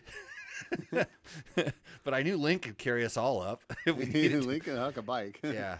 So I went for this hill, and I first went the wrong hill. I couldn't find it. It wasn't the right one. But I got to the spot where I could spot the place we were going to, and then went back and found it. So it was all good. That's good. I was mad we didn't do it. I feel like I could have got it out there. But what is SUTEC? Any plans to start up the riding school? There are always plans. I really do enjoy teaching because if you're going to pay that much money to come and have my dick-like delivery, well, that's the guy you want teaching you. I'm telling you, folks. Well, yeah, I mean, because I'm passionate about it, and unfortunately, sometimes the passion of trying to communicate what I know is right. It overwhelms the I have to be nice and polite. And, no. Yeah. People listen better that way. That's just all it is. It may not everybody. It may upset them, but it sinks in when they get home or in their car drive home. Man, when we had our school, it does. I've seen it. I've been to. I don't know. I've helped with how many schools. And by the way, both Logan and Jimmy are coaches. Were coaches at my school and helped, and it was so cool because and then I had my wife Heather, and we had such a wide range of delivery options. Sure. If you needed to have someone that was nice and could kind of coddle the information to you, and you were good at that sometimes, and Heather, like unbelievable. It just Heather is such a good coach. Yeah, and she's got exactly every skill you don't. You don't need another Jimmy. It's the beautiful thing about the school. Exactly, the exact opposite of me. And all this, it was always the same message. It was just delivered in different. And what was Logan? Just Logan you'd could go over spot to me if you wanted to get stared at. Yeah. Not hear anything. Not here. This is what I say. No. He wouldn't say anything, and then he'd go, "You need to use 2 fingers on the clutch." Logan had a great way of spotting things that I never had. I couldn't really spot the people's flaws as well as he could. Obviously you could. It was, it was. I mean, he's a listener. He listens, and if something comes out, it's kind of important. And you should probably pay attention to what. And people. He was definitely one of the better coaches. Yeah, people would go, "Yeah, Logan didn't say anything, and he told me this, and it was like life changing." You know, it was that aha moment. I'm like, yeah, that's why he's here. So, And to watch bikes, but. yeah, no, there are always plans to start the riding school up. Unfortunately, it's very insurance and permit prohibitive right now. Well, just go rogue, bro. Let's go rogue. Well, there's so many. There's plenty of guys. I know we live in that world where you can't go rogue. Well, yeah, I can't because I got too much to lose, and I'm too easy of a target, let's say. But there's plenty of guys that are doing it kind of. They come in, they undercut you, and just that. It's such a low margin business, and people go, "Well, you charged like $1,100 for a 2-day class. You got to be making some money." I'm like, you should see my insurance bills, and like permit fees and the time invested, and what I didn't realize is how much time I was spending doing that Monday through Friday. The bureaucracy side of it. Oh my God, it blew me away when I stopped doing it. Stopped and yeah. And I'm like, oh, I'm not having to fill out these forms, and I don't have to do my quarterly, environmental impact study. What the hell they call it? I don't know, my reviews, and it's just and I was between. I had to do it not just for California and Nevada. I had to do it for Nevada and California. Yeah, because a lot of this, most of the school was done in California. we were across the line on the dry lake bed. Yeah, we're just gonna drive. Oh, California don't even know that part of California exists, but they care when it comes to Ciabla de Nero. There's the whole thing. What is? I like to call him Curly, but it's Kyler. What's Kyler he's got say? a good comment. Logan, how are my people skills? Logan, crickets. He's requoting what we just said. But yeah. Yeah. So you're gonna. What would you really? They're Throw him a comeback, bro. Yeah. How are my people Slam skills, him. Logan? He's that guy. He's good with it. He wants to banter. Okay, Logan. Here's a question for you, because we're talking about. Have I talked about my XR600 yet? We'll get to that in a minute. How could I improve my people skills? No, I don't think you even should. You're a coach. No, I didn't ask you. Oh. Good point. There we go. I mean, you kind of your entire life revolves around other people in situations of journalism, teaching, and I don't think you really changed for it. So I don't know if me saying anything would change it either. Oh no! Well, no. It's a pretty good answer. So if you say something, because I listen to what you say, believe it or not, people would say, how can you listen if you're always talking? Therein lies the problem. Famous quote. I actually think, when somebody, especially, and I've told this to plenty of people, it's like, when you call me a name or say something or whatever, and it's like, that doesn't apply. And it's not going to be an ass. It really doesn't apply. But if you say something that does apply, that strikes a nerve, I take it serious. I go, whoa, why did that make me feel like this? Because I'm the only person that can control my feelings, right? My feelings are mine, and you can try to make me feel a certain way, and if it doesn't work, that probably has more effect on your feelings. Yeah. And so And some people are like, well, how, what you do? Like, don't have feelings.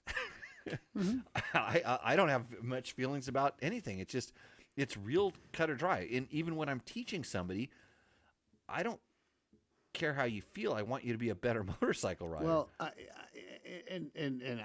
think you do it the perfectly way. Like I said, you can grab the $1,100 from the guy and then just go to work on helping him become a better rider, not have a Marriott weekend.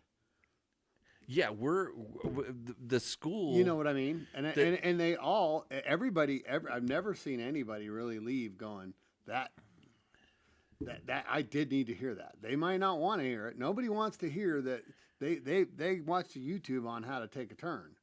They don't want to hear another way because they've figured that out and watch me corner. And Well, then they got to hear it. They're And then when you kind of bluntly tell them, look, that's not how it's done, show them how that's not how it's done. It always clicks at the end. It always clicks when they're getting in their car. I've seen it 100 times. From everybody who just kind of, I don't want to hear that. Well, we don't want to hear our flaws, but they're at a school. They right. should want to hear their flaws. And I know for sure. It sometimes it's when they kind of I don't want to hear my flaws. Sometimes they kind of get back. When they get back, they get to talk to some other people, and they're like, and I'm just paraphrasing. They're like, well, Jimmy was kind of mean, but he told me exactly what. And they're like, yeah, he told me too, and it really made a difference. And and it's like I don't want to say I was mean. I'm just passionate. You're passionate. You're direct. It's Yeah, and like I don't want to waste it. Is I don't want to. I don't think anybody on this planet knows better than how to teach. I don't want to waste right. anybody's time. Yeah, and there's people ask like, hey, well, I know you're not teaching. Like, where should I go? I'm like, I don't know, because what we're teaching is not what you're seeing on the internet, and it's getting better. I kid you not. Like some of the, and generally it's kind of funny because Heather always points out to me, look, they're teaching our drill, and I'm like, yeah, but if you'd been doing it for a while, you probably figure out that's what we do. Or usually she goes, yeah, but, and I don't even remember the person. I'm like, yeah, but he came to our school. What, he has a school now? Oh yeah. So. Well, there's no doubt about that. Okay, so Logan, it is a form of flattery. Back to me. Like, what could I do to improve? Just life in general. What the hell is an old guy like me asking some under 21-year-old kid? If you tell me to stop drinking, I might. It might be time to get a 9 to 5. Oh. Nope. Nope. Yeah. That ain't gonna happen. I'll just do this podcast. Okay, yeah, we're gonna answer your motorcycle and motorcycle product related questions right after I tell my XR600 story. So a guy bought an XR600 that I used to own, and believe Gnarly Dave, Gnar is actually in this story because he bought that bike from me. It was kind of a replica of the Baja bike that Johnny and I won on, and actually had some parts from that bike on it, and it had all the stuff. And I was using it as a rally training bike, and it literally, the brakes were just horrible compared to newer bikes, and I didn't want to kill myself because I'd ride like new KTMs and stuff at the like 525s back then, and like the bike would stop, and this XR600 would not stop. But it had a good motor in it, and it was great plush, big fat seat. It was great for rally training. But I'm like, I got to. So I stopped riding it. It was just sitting in a container. And I don't know, Nar saw it or somebody saw it. He bought it. He was going to fix it up. And since he knows Johnny, like Johnny had all these XR620 and all the XR parts. And so he was able to get like a good thing going. And then this other guy, he does Nora on the vintage stuff. And it's kind of funny because here I am with names, and I just completely lost his name. I would tell you he's in the Desert MC. So he has the bike, and he's like, hey, I got that bike, and I've known he's had it for a little while because he keeps asking about it. He goes, you got to come by and see this bike because I want you to tell me it has this forks and these forks and those forks and this part and this part. And I'm not going to be able to remember all this stuff. But so back to factory bikes and factory parts. So many work bikes and parts. Because there were factory triple clamps for that bike. It has the dual pipe, the twin pipes. It has the there were a couple cylinder heads, and I know we raced with a stock head, not a big fin head. You know, there's some stuff that. Oh, the way you got like unobtainium parts just kicked under benches and stuff that are like no big deal. I just sit there and go, huh. There's no way he gives a shit about it. No, I do. I know every part. Like if you, I kind of know you do. Those firefighters that rode down, they're riding down from Idaho, and they came here because they had a problem with a KTM part. My buddy, you know, that was riding with them calls me, hey, we're doing this. Do you have it? I'm like, yeah, come on by. You know, they came here and they ended up camping out here, and we're just like going through my shop and like, oh, you need this? I got one of those. I got this. I got yeah. Guy goes, you would happen to have an XR600 shock? And I'm like, I think I do. And you know, went into the shipping container and like pulled something out, and he's like, yeah, it wasn't exactly the right one. It was like a year difference, and it was like the reservoir mount. Well, they rode to Vegas. His shock completely blew up, and they're like, hey, that shock, can we come out and get it? I actually happened to be going to Vegas to buy a truck, so I brought a shock in. So yeah. No, it's What is Jimmy Cromwell? Can you recommend a long-lasting rear tire for an FE 501 that is DOT but will also work well for single-track woods riding? If you say long-lasting, then I say Pirelli MT21. That tire lasts so long and is the consistency stays the same. I could have my buddy Dave Donatoni come on here, and you can. There is documented history of me back at Dirt Rider magazine claiming what I'm telling you right now, and telling you MT21 DOT, long lasting, and it does okay at single track woods riding. Go with the 90 if you're going to match the front. Go with the 90 like I just were talking about earlier in the show. But that's what I'm going to say right now. I will also paraphrase that with Pirelli does support me and help me out with my tire needs. So take that for what it's worth. But I have a set mounted on my bikes. I don't need DOT, so I go with the mid-hard MX32 is what I'm going with on most of my bikes right now. And then I'm running their where their tires are insane, and I have broken ribs because of it. I'm running the rally tires on my Tenere, and when I rode one of my old KTMs that had another brand of tires that aren't as good, the bike started doing something funny, and I forgot what I was on, and I asked the bike to do something, and it told me no because of the tires, and I totally 100% know that I crashed because of the tires, not because of my riding skill or anything else, and I had broken ribs from it. Thanks to Pirelli. This show is also brought to you by Yamaha and Climb. I'm underneath my do all your 501s with plates out there have DOT tires on there? I know. No, I didn't think so. Most of those plates are non-opt right now. No, I know, but you still ride them on the streets and shit. And yeah, we can ride dirt bikes down the street here in Valley of the Dirt People, Pahrump. Well, welcome everybody from Pahrump, by the way. Yeah. Next question. Sutek asks, I have a question about SKF mud scrapers. Recently installed them on a 4-month-old Beta 300X Pro, and after a day of riding, both seals are leaking. Should I not use them when it's dry? SKF mud scraper. So that's the pre-seal, correct? Is what you're calling the dust seal? We call it a dust seal. Or do you actually have something that's a specific mud scraper? I don't know. But I think we call that the dust seal. So tell you a couple things. If you, so did you replace the seals and the scraper? I suspect you would. If you're going to do one, you would probably do both. I always do both. Yeah, you do both.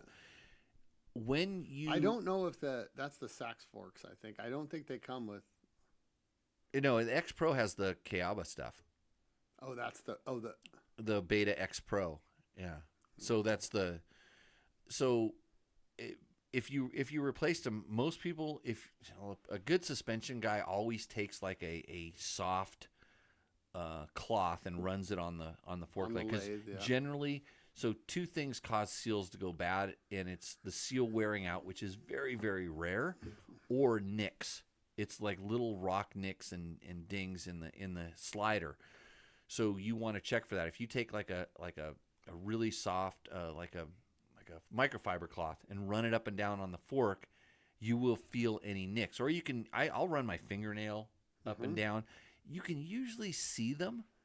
So, check for those nicks, because that's what's going to cause your seal to leak. Like mud, like if you allow dirt to dry on the fork slider, or sometimes I see this happen on dual sport bikes. You ride through the mud and stuff when you're using your stroke, but then the bottom third of the thing stays muddy, and then you go on a section and it dries out. Glues onto it. And it glues onto it, and then you run that up and it gets up into the seal. And the mud scraper is tight enough tolerance, it's supposed to break some of that stuff off, but it's not that tight of a tolerance where the seal is really clamping on that sucker, and it starts. It generally breaks it off, but sometimes the constant, of that mud getting rammed up into that slider can be bad. But more likely than not, it's like a nick or a ding that you didn't identify from the first time. Like, as I say, he's got a 4-month-old bike, so it's a new bike, and it sounds like he's on his why would second you put them? Would you put them on? He must have lost the seal to put them on there. Yeah, because the seal was bad, or you just put them on to put them on. That's the interesting thing. That's my question. Is like, if it was leaking, did you identify the problem of the leak, and did the mud scrapers make it happen, or dust seals is what we like to call them. So get back to us on that, SuTech, and we'll keep going. I got questions from our YouTube videos, by the way. So if you're listening to the show, if you're watching the show, we're close to 25,000 Clinks on YouTube, followers on YouTube. So if you want to help us get to more than that, please hit the subscribe button. It's really not that hard to do. You just have to move your thumb or finger or your remote control or something like that.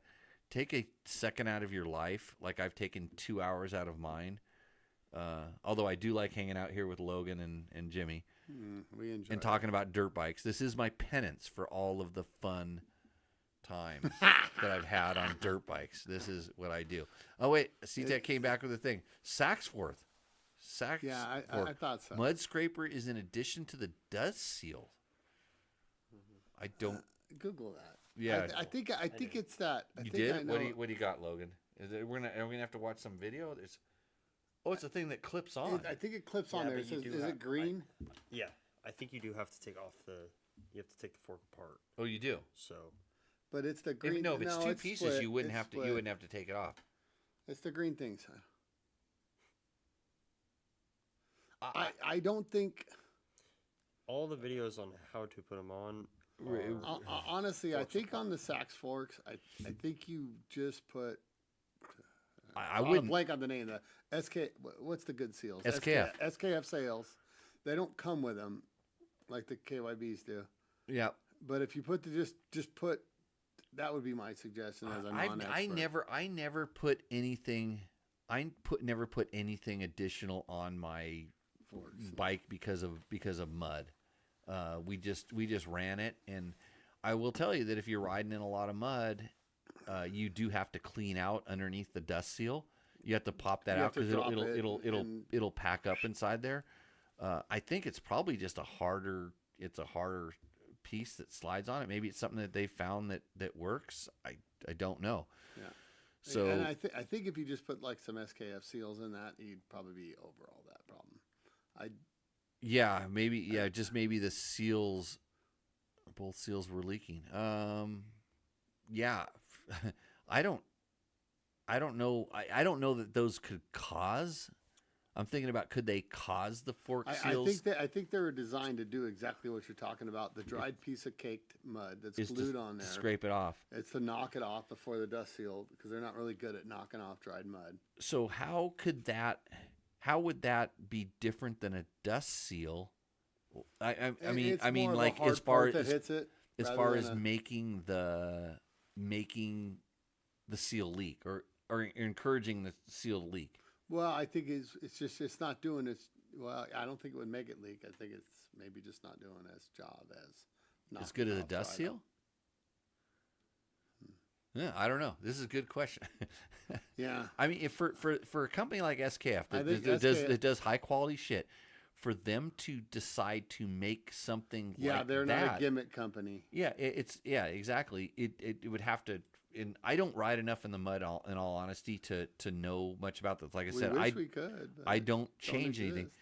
I'm gonna go back to just stock is best, but there are ways to improve stock. In if so maybe I don't know.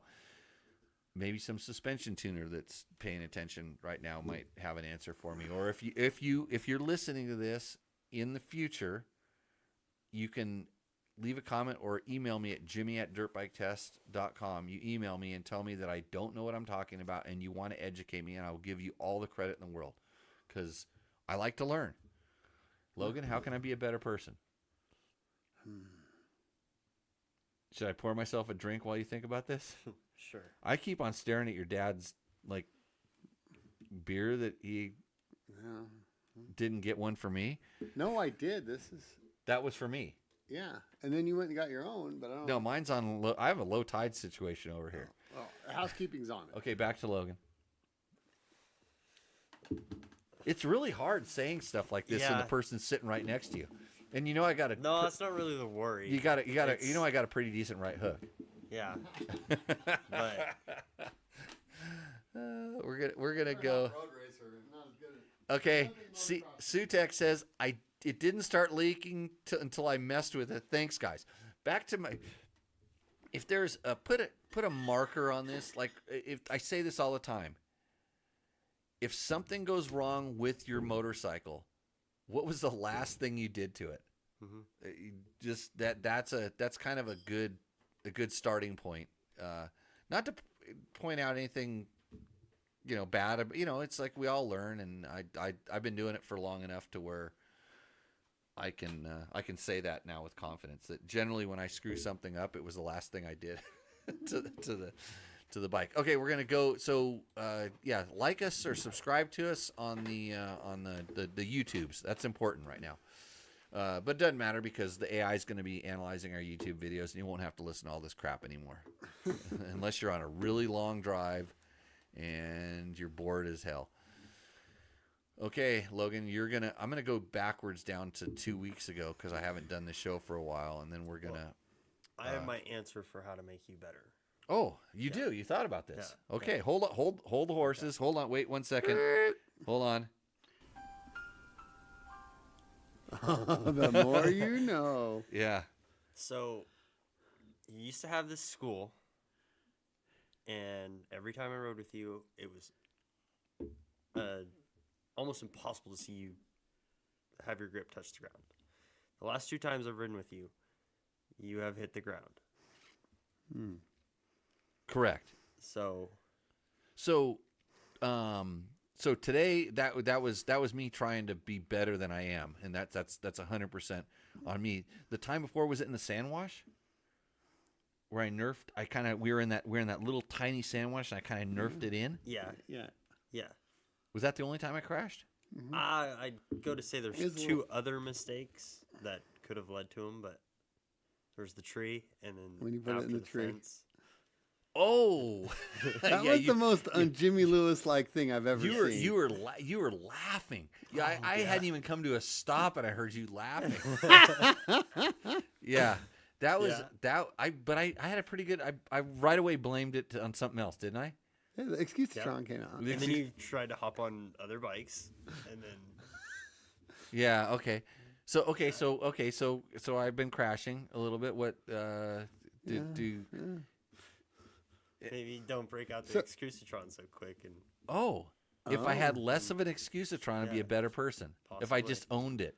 possibly. As a professional racing rider, Yeah. and by the way, I made money racing last year, so I can say this. Yeah. That's your first go-to because you never I'm winding up the Excusatron right now pretty hard. You should just give me a little teeny tiny violin that I can play along with this. You never take ownership of it. You always blame the equipment. No. It's an absolute fact from any sports psychologist will tell you this. Go watch a pro golfer miss a putt, and he will go blame. He'll go tap on like a bump in the green that isn't even there and blame that. He cannot swallow the fact that it was him, and that is what you make a pro level athlete. It's in the sports psychology handbook 101.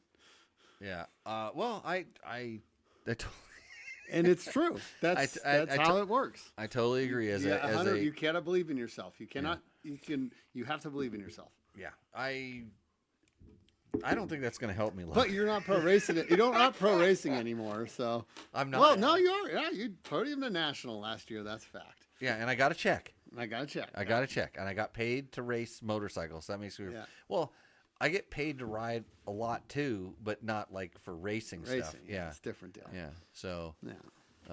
That's the competition that you gotta. Yeah, there's a lot of idiosyncrasies, but I'll take that into consideration, Logan. I will. But I owned up to the. I think just a minute ago I owned up to the crash today. I said I was trying to be something I wasn't. Yeah. Yeah, for sure. Yeah, but when we were there, what did I blame? Blame the. We probably can't say that one, but yeah. What did I blame? The tire wearing out, or yourself? No, the tires. Yeah. No. At the crash today. I said like right now I said I was going too fast, but when I said what happened, what did I say? Tires. Yeah. Yeah, I said I'm not a fan of these tires. Yeah, you wanted to see what tire was. Yeah. I had to ask. And I will admit you're on record before today saying that about those very same tires. Yeah, I don't have a good. They don't like the way I ride. Yeah. Those tires do not like me, and I don't like those tires. And they come on 80% of the new bikes. Come on a lot of bikes. Yeah. So I'm telling you right now, Dunlop is not going to be a sponsor of this show. They're probably not going to sign up anytime soon. Hey, they're good tires. I know this because most people really, really like them. They must. They wouldn't put them on every new bike on the floor. Yeah, they're good tires. They win all the races and the supercrosses and stuff like that. But just for what I like for feel, they don't have it. And then I don't feel that their traction where I like to, straight line is good. Yeah, there's a lot better at braking. There's certain criteria that most people don't think about. There's a turn angle I'm really particular with. I like this certain kind of angle or the way it settles into an angle.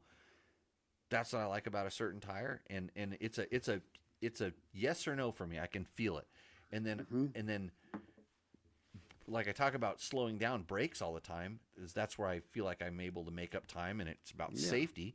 I'm really particular about braking feel, and those are two things that Dunlop is a different leaning angle than me. It's like if I lean it over more than I'm comfortable with, they seem to work pretty good. And if I don't lean it over as much, they seem to have a sweet spot there. But I want to lean over just a little bit more so I can carry more speed. And yeah, so there's an excuse to try on, Logan. I'll work on this. I'll try to be better for you. What is one wise Dre? This is on the. What video is it? Yeah, 2026 CRF 450 RX compared to a 2007 CRF 450R video in YouTube. A lot of talking going on, but you guys aren't really saying anything. That's 2 weeks ago. Today we're talking and saying nothing either. But we're trying to keep it alive here.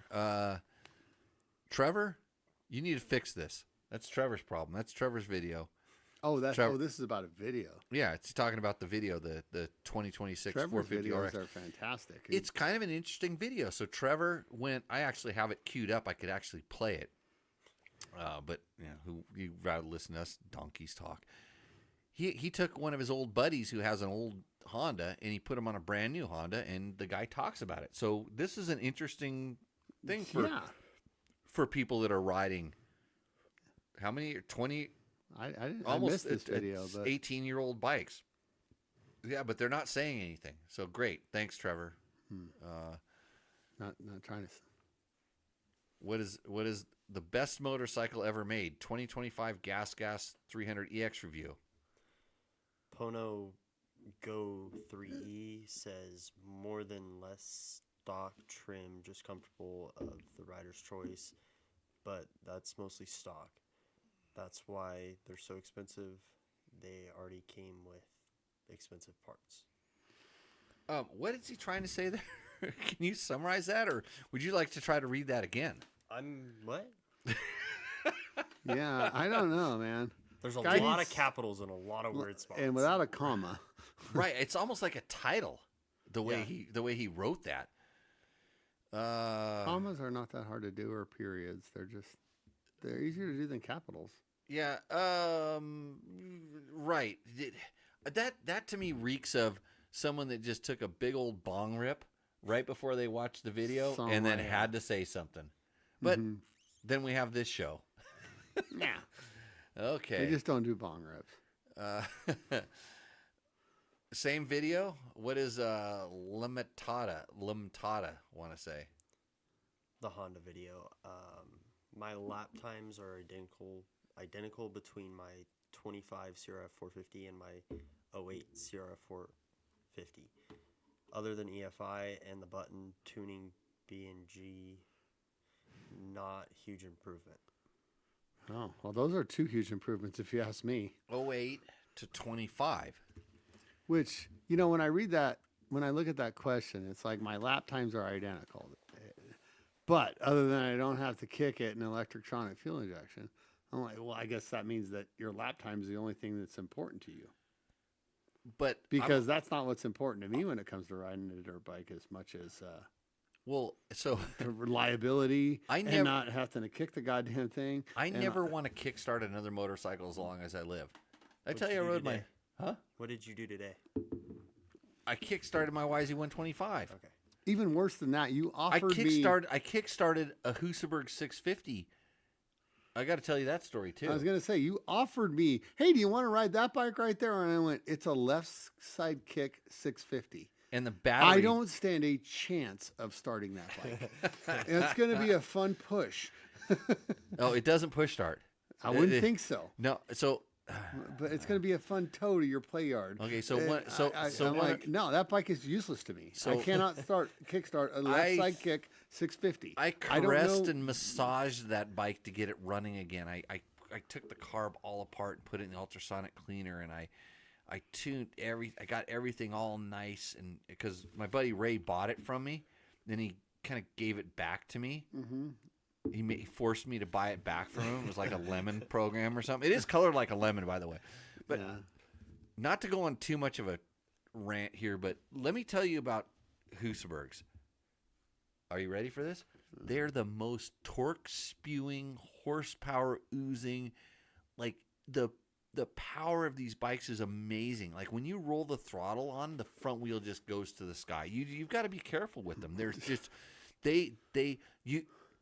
I shot a video on, I don't know, it was like my Instagram account or something today of that bike idling, and it makes so much power it backs itself out of the garage. I saw that. It moves itself out of the garage because it wants to go riding. It wants to show you how much power it is. But, and this is a big but, those guys, like, they must have had factory mechanics that liked working on bikes as much as I like riding them. Yes. Because you do not ever, under any circumstances, want to have to work on a Husaberg. Because God knows the guy that designed that thing also played with Rubik's Cubes or something like that and said, I'm going to make the carburetor so hard to get in this frame that you'd have to know how to solve a Rubik's Cube to do it.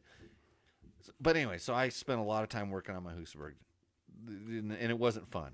And it's not fun on any of them. Not one that I've ever Very owned. generous offer you offered me, but I declined. Because I wanted you to just... So I know. Jimmy, my- I bowed out and said, I simply will not be able to kick that bike. my new rule is you have to work can't on kick it. you have to work on my Husaberg before you can ride the Husaberg and then decide. And whether I've you- read the other one with the slant motor, and you're right. That thing is a motor from heaven. It is ridiculous, and I'm nowhere near good enough to use that motor for anything close to it. So I got it all together and put a new battery in it so it would almost start. The battery does not have enough power to turn the motor over. That's how much compression, how much. And I'm supposed to do that with my left leg. You gotta kind of. It's back when it wasn't really electric start. It was kind of like a electric start assist to your left hand kick, and they would start And I figured since I cleaned it all up, it'd start right up. But it kind of started right up when it was cold, but then it got hot and it was kind of funky. And it was idling, and I was really careful about, like, I put an adjustable fuel screw on this thing so I could tune it, but I was tuning it, and it wasn't making any difference. I'm like, what the hell? But I'm like, I want to go ride it. So I went and rode it, and then it stalled at the gas station. Well, I stopped at the gas station, then I kicked, and I kicked, and I kicked. And I finally got started. I'm like, well, maybe it's just like, maybe it was a little bit of bad gas, but I did clean the tank out and put new gas in it. I'm like, I don't know what it is. Yeah. Went and rode it, went to my sandhill track, got it like 5 turns in, stalled it. Ah! So now you're kicking it on some angle in the sand. Kicking. Okay. Got it to start, and like, okay, I'm just going to go ride regular, higher speed stuff. I turned the idle up so it wouldn't stall so easy because I was playing with the idle a little bit. I'm just going, this thing's usually, it's the 08, 07, 08. It's the one built in the KTM factory. It has the pumper carb on it. It's the 650. It's just, it makes, like, I cannot tell you, like, the power, the torque, when you roll that throttle on it, like, your eyes get pushed back into your skull sockets, and my wrists aren't that good, and I'm thinking that thing is ridiculous. it's going to tear my hands off the handlebars. You should really ride one of these if you ever get a chance. But it stalled again. Yeah, but it comes at a price. And according to Matata, that price is no big deal. And so Carburetors, he likes cleaning them. And the way I was getting to Kickstarters, start, he likes kicking them. the way I was getting to start it is I was using the hot start button, and it was working. It has a hot start button. But when I was going to turn the hot start button off, because you have to pull the Kickstarter out, and you got to put your fingers where you could get burned on the exhaust pipe, and I reached up, and I go, that's the choke lever. I'm going to push on it. I shut the choke off, and the bike idled right back down into a nice, perfect idle, and it was so amazing, and I felt like so stupid that I've been riding my bike around for the last 30 to 40 minutes. And I actually came back to the house. You had the choke on? The whole stinking time. See, this is things you don't got to worry about, fuel injection. But that's hard to believe, Jimbo. Yeah, well, that is, and you are, that is unlike you, my friend. It took a little, sometimes it's the simple things. Hold on. Don't got no gas in it. Yeah. So got no gas turn your choke off after your bike warms up or whatever the hell it is. So so it's on me. 125 out of the rafters today, and it started up on you two like kicks. no before you started it. You went through this procedure that I'm like, why is he not kicking it? And then he went ta-da, and I was like, oh my god, that whatever you did there before that, I'm like, that thing came out of the rafters, had an inch of dust on it. It still has an inch of dust on it. Well, I know because I didn't grenade it into the ground like I did on the. The But 2026 Yamaha pretty cool. You knew how to do YZ250FX. every silly procedure that average folk don't know. Yep. Like it's over there laying in the ground. Just leave it there for a minute. It needs to lay over there. Okay. Well, I was trying to get the bad gas out of the carburetor. I have not ridden that bike for over a year. Yeah. It's been there for a while. It's right next to a couple other bikes that really need to come out of the dust bin. But somehow you knew exactly how to start it when it had been sitting for a year. That was I know pretty exactly how to start that impressive. Husaberg too. You take the carb off, you clean everything else, you put it back on, massage all the Do you kick it with your parts. right leg off the side of it, or no? Either way, I'm ambidextrous when it comes to that. Good God. Okay, so La Montada, you do you with your old bikes. I don't want to ever kick a bike, and I never want to take another carburetor apart. No, right there with you, buddy. That is worth. Okay, what does Shizzle Delot say? For the Honda video, 07 to 08 is and always will be the best Honda 4-stroke ever made. This is coming from someone who has not ridden a new bike. What does I was going to say, that's crazy. Bike a Leaf want? That is an absolute crazy statement. 100%, I want more 07, 08 content. Why don't you just get in a time machine? Oh, I'll tell you how to get 07, 08 content. Search it on Google. Did I work at Dirt Rider? Go get old Dirt Rider magazines that I used to curate as the editor-in-chief or whatever the heck I was. Like, They go read a magazine. Okay, hold on. There's What, live. what is it with that bike? With That the everybody 07? swears by that. It's right before Honda went to fuel injection on Fuel the 450. Yes, on I the know. 450. They went 09, right? 09. Everybody hated. I love that bike. Because that bike turned really good. I think that's something me and Andrew Short have in common. I think we really like that bike. Everybody else in the world hated it. I think we picked it as the motocross. It won our motocross shootout. Yeah. Obviously, I completely fudged the results But to even make if it win. the 09 sucked, we're on to 2026, folks. Yeah. Even if you thought the 09 sucked, do you think What they does didn't? Mikey Burton want to say? Let's ride those bikes, Jimmy. We can open them wide. Well, Mikey, you have a bad knee. I saw it. Well, actually, he ripped my TTR 125 at the kids track up here in Pahrump. He did. I don't know if anybody was taking lap times, but it'd be close. But he doesn't. He probably has no idea that I don't like talking about myself, but this is important. I was the 7-time world backyard supercross champion. Yeah. So he did like that mini bike riding stuff on small tracks. He tried to open the track up. He's our track builder up there. He's good. Is he a local guy? He opened it up. He made some jumps. He's got some jumps and stuff. He's trying to get it more his style. But if it was that little tight turn track, I got him covered. Now I don't know. It's going to be your close. Costa Mesa track is. I saw that thing. There is Oh, no way your average dude is riding that track and making that table talk.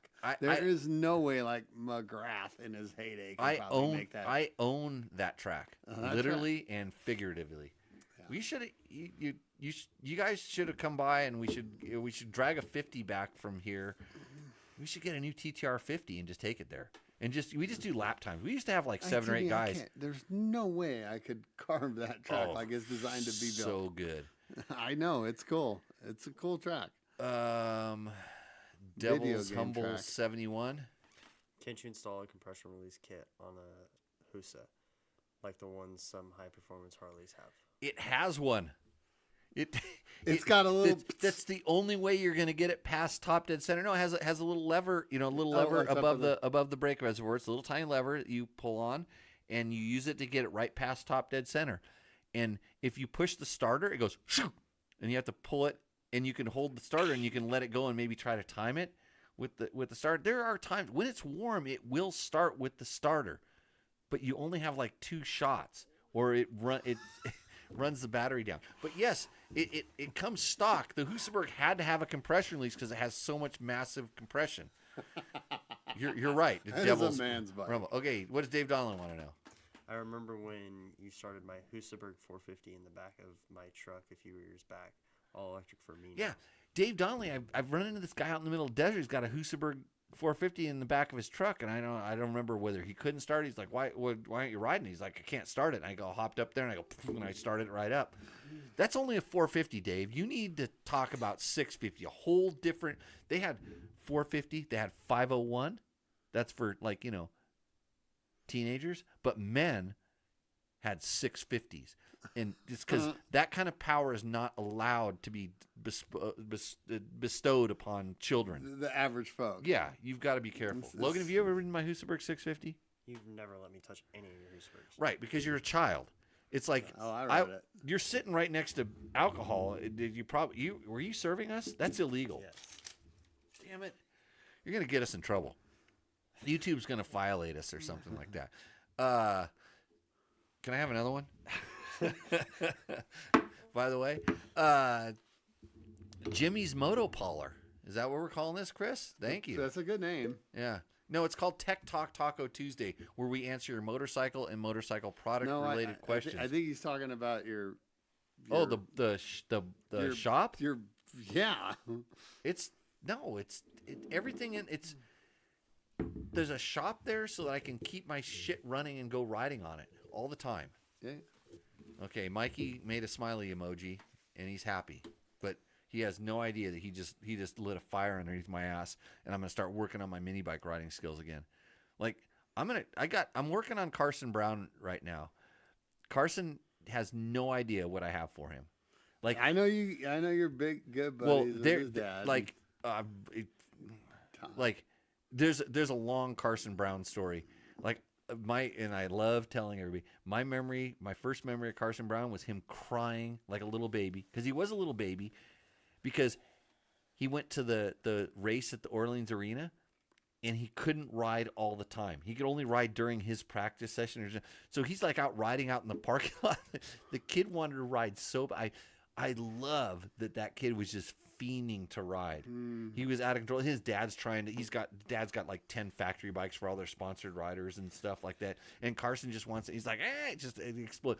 And so everything he does now is just because that's the way still there. He has that drive and desire, and the success that he's had. I'm so stoked for that kid, because such a fantastic follow. Yeah, he's a great follow. Follow Carson Brown right after you subscribe. Send us money on YouTube's or whatever. No, just subscribe. Dude knows how to have fun on a bike. Yeah, and he rips everything. Dude, his Goldwing videos are next level. I've never seen him on a Goldwing. He's done Goldwing. He's riding a Goldwing around. I see him riding those his big little scooters. weed track. Yeah. Oh no, he is flogging a Goldwing out there, and it's god dang impressive. Terra Destroyer 1X61. What? You sure you don't want this? Well, it's on the thing. I'm pretty sure that this is. Oh, this guy's always here. He's actually I remember the skeleton face. Really? Yeah, no, he's always always chimes in. We better get it before it goes away. I don't think he's a bot, man. What does he say? Oh, you. I think it's low key. It's Victor or somebody with an alt ego. I think he has it. I think he has it cut off. I mean, because I think I've answered this question before. But go ahead, Logan. Help me. My boyfriend's testicles were bitten off by a camel recently. Should I marry him when he wakes up from his coma, or marry his identical twin brother whose testicles are in pretty good shape? I have a question, Terra Destroyer, and you need to answer this. Did this happen in Saudi Arabia? Yeah, good. Yeah, that's. I can't answer this until I know this, because there's laws about this. Devil's Humble said, I think he used all of the right punctuations too. Yeah, well, that's why it was so easy for you to write. He has this cut and pasted. He goes to everybody's live feed and just drops these things in here because he wants somebody to answer. And he's got another one down here. He's got another question later. We'll answer all of his questions, but he has to answer my question. Did this happen in Saudi Arabia? Terra Destroyer. Simple question. Devil's Rumble 71. I will buy you some shits at Romero's. I don't want anybody's shit. Romero's if I can't start the Husa next time I visit. I am Kuros. Yeah. Well, I don't want your Curious. shit. If you want to buy me some shirts at Romero's, Shots. I'll take His next thing says shots, not shots. shits. Shots, not shits. Ha ha ha. Yeah. Cheers. Yeah. Well, that's a pretty cool challenge. Okay. You know what? I'll sponsor this event. Well, I will I will buy his drinks. So Devil's, if he starts that fricker, and if not, he's buying my drinks. well, I'll ride it there. So it's warm. And not the carbs cleaned. Come, okay. I will. I mean, that's a bold statement, Cotton. For sure. And we are going to do our tequila podcast at Romero's. I told. Let's get him down I there. told him we were going to do it on this month, And but I hope I lose. I'm not ready. He'd be a better man than me. I truly hope I lose and buy him a shot. Okay, what is so we're not going to answer. Let's see. We're not going to answer Turo Destroyer's second question until he answers our first one. Yeah, no, he's on. The place for massaging carbs. Is that Romero's? I think that's right outside. I think that's your ultrasonic tank. Ultrasonic tank. I don't want to ever work on carburetors. That's the problem. Is that, most of the work I have to do involves working on carburetors, because everything else works fine. It just works. My Christini needs some carb work, and good God, if you think it's hard to get a carburetor, You still got a Christini back there? yeah. Two? I have two actually, technically, but the Honda 250X Christini, that carburetor is really hard to get out. It makes the Husaberg kind of easy because it's a Honda with a carburetor in an aluminum frame with an all-wheel drive system. Yeah, That's special. a Honda car is pretty hard to get out. And yes, Carson Brown on the XR600R was it was crazy, and the Golding was I haven't followed all of the I don't see all of them. I just kind of because I don't look at the Insta tubes or whatever as much as probably I shouldn't. I tend to treat it a little bit more like toilet. His Goldwing stuff is god dang impressive. We all know what those bikes are. Because there's a couple. I mean, he's riding it on a mini bike, a mini supercross track. When I watch him do that stuff, I fear for I don't want him to get hurt. Oh no, that thing has a Tommy tip over your tip fib's gun. Yeah, and then I think back, I'm like, well, people probably thought I was when I was doing stupid shit, but it was like I was doing it on mini bikes, not. Well, I guess I rode BMWs before you're supposed to ride them in the dirt. We actually had to Photoshop. So, before I was a Dakar guy, I took our BMW GS at Cycle World magazine, and we were at Carlsbad Raceway doing we're doing all the drag strip numbers for it. And I took it, and there was these kind of terrace things, and I jumped it, and the photographer was like, "Oh my God, can I get a photo of you doing that?" I'm like, "I don't care." So I went and jumped a BMW GS, and it was a pretty good jump. Not Carson Brown style by any means, but he shot the photo, and then they saw it at the magazine. I was just a shop boy, kind of the off-road editor shop boy, and they're like, "Holy shit, what'd you do?" Because like they liked this rad action on this BMW GS, and it's like, why the fuck weren't you wearing boots? Like, because I wasn't supposed to ride that day. I was the guy driving the box van down to with all the bikes in it to run them at the drag strip. I didn't have any gear, so I just went and I just goofing around, and they're like, so they actually photoshopped a set of boots, but before there was Photoshop, they drew a set of boots on the stinking photo of this because it was such a bitchin' photo, I guess. I don't know. Yeah, that's cool. It wasn't really that rad. Nobody thought about doing it, is what it was. That's called innovation. Yeah, so. I don't like to talk about myself. Let's go back to our YouTube questions and see what else. More about 08 Hondas. Okay, here we go. This is Adam's. Oh shit! What did I just push? I don't think it. I think this one right there. This right here. Adams 07. This is about the Honda. Mm-hmm. So I'm curious about how a guy that rides a 350 XCF would feel on this bike. I'm 5'11" and around 170 with gear on. I have several different bikes that I ride, and the 24 350 EXCF has been one of my favorites. I've been curious about adding a Honda to my collection, and I'm wondering if I could make the power of the Honda 450 RX feel close to my 350. You guys are awesome. Love the videos. Oh, thanks. If they say we're awesome, we answer the question all the time. That's the number one thing. So, and he says adding a different bike to his collection. This is really important here because if you are a one bike guy, you should just buy a Yamaha. By the way, Yamaha sponsors this show. But a 350 XCF, I wish Yamaha made one of those. Really, and they probably are sick and tired of hearing everybody, because if that 250F we rode today was a 350, agreed. How insane was that? We should probably talk about what we rode today, but Logan's yawning. You have to get what time do you got to be at work tomorrow morning? 5:30. Doesn't matter. I should get a 9 to 5, huh? Yeah. 9. I could see. So you're gonna get work. I'll be up by 9 working. Or 5 to 9. 5 to 9. No, that's a lot of hours, bro. Yeah, at your age, you can do that. You should pull that. That's why you need to have a second job. We don't try to do that many hours. Hey, if anybody wants to be a mechanic down at Gene Wood's racing experience in fabulous Las Vegas down the strip, reach out or check my Insta face posts or something. And Hot Shoe Hall of Fame coming up. Back to the 350 XCF. So, yes, the 350 XCF is the best kind of all-around bike that'll do everything all the time. And you're wondering how you would feel on the Honda. It's just gonna be big. Victor sent me that. What the hell did he It's send a that? compression relief On a spark plug. on the spark plug.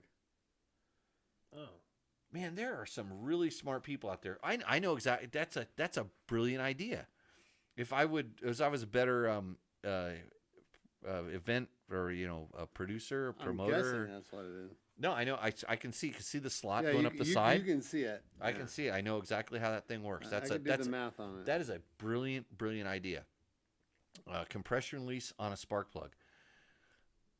So yeah, 350. If you're the guy that has a 350, Why would you want to Honda Honda that? 450 RX feel close to my 350? So their Red Moto makes a 400. They take a CRF 450 and they make it into a 400, and that's probably the way to go. And 400 four-strokes, I don't know why it's like 200 two-strokes used to be. They're just a really ideal size to where it has enough power and torque, but it doesn't affect the weight feel. And 450s just go over the line, where 350 has that light. That's why I ride a 400, man. Yeah, you're right. Well, you're riding a Beta. Huh? Shout out to our friend Gary, Sportsman Cycle. Yeah. Beta. Am I sponsored yet? Did I get? The whole show I threw him plugs. Yeah. Did you tell him about that? I did. He enjoyed it. He enjoyed it. Okay. When's he coming back? I should drag him back here, huh? We should get a Beta test bike. I don't even know he likes dirt bikes anymore. He's such a trials guy. Trials. Oh, he's a left side kick guy now. The Betas have left side kick? Yeah. The trials bikes? What trials bike do you have? Betas. Oh, okay. My buddies up in Mammoth all have gases now. We should have a trials war. I don't know how you do that. I don't either, cool. but they're kind of silly and fun. They're fun. You don't race them, so you might actually like them. No, I'm a professional racer, dude. They're No, I think your sponsor's sending you a trials event here soon. Oh, really? Yeah. In your backyard? Yeah, no. Yeah. You saw Logan's death ramp. It's his the death step up. What do you call it? Liability ramp. He's like trying to get me sued. Logan builds this crazy death ramp in the backyard. Let's see if we have any other good questions on this thing here. We have a Gas EC450F versus KTM 450F comparison. And what does DKDY Dilly Kelly want to know? Thanks for these reviews. Do you think the Husky FE 450 with the other forks would be even better than the Gas EC 450? The FE and the Gas.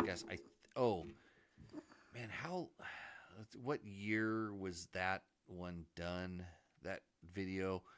So there was a place where KTM went from adjusters on both forks to single-sided adjusters, and then they upped it to a cartridge fork. And so I'm not sure which one has which. I'm just gonna break it down. They all work the same. For most people, if you switch them blindly, they would not be able to tell a difference between all three of those forks for the most part. Most people, if you actually you might feel some stuff, but not the subtleties. And I promise you, if you rode those three forks and you came back and you said, "Oh, this one does this," I could actually change the clickers or maybe add a little bit of oil, and I could get that fork to work better than the other ones.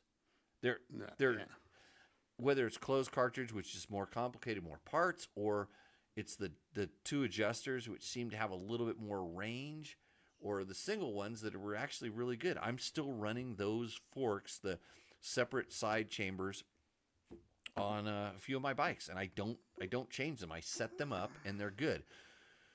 So I don't know if it'd be better than the gas. I think there's some other stuff on the gas. Between KTM and gas and Husky, there's a little bit of different parts, whether it's the brake components or the clutch components, or kind of some of the stuff in the chassis. Because you have a gas. Yeah. And you have the chambers. Open chamber forks. Yeah, open chambers. And it seems to work just fine. Yeah. Yeah. and you get to ride a lot of different stuff. Mhm. You rode my Yamaha, the 26 YZ250FX today. Yeah. And you wanted to valve the forks. Hmm. Those are the high-end Kayaba, the best forks in the world according to everybody. The triple S fork. And by the way, I like the Yamaha forks. I really do. They just felt very close to motocross. Yeah, that's why it's an FX, not an EC or a WR. Even Even the WR Yamahas feel a little bit more moto-y than what your gas feels. Sure.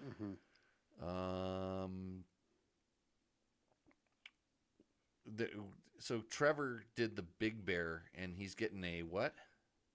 Congrats on the top 10 finish. I am an experienced vet rider and have had my 21 KLX 300 since new. Sold my KTM 500 soon after buying it. KLX not starting at 1520 is due to the tip over sensor requiring a key cycle to restart. Know your machine.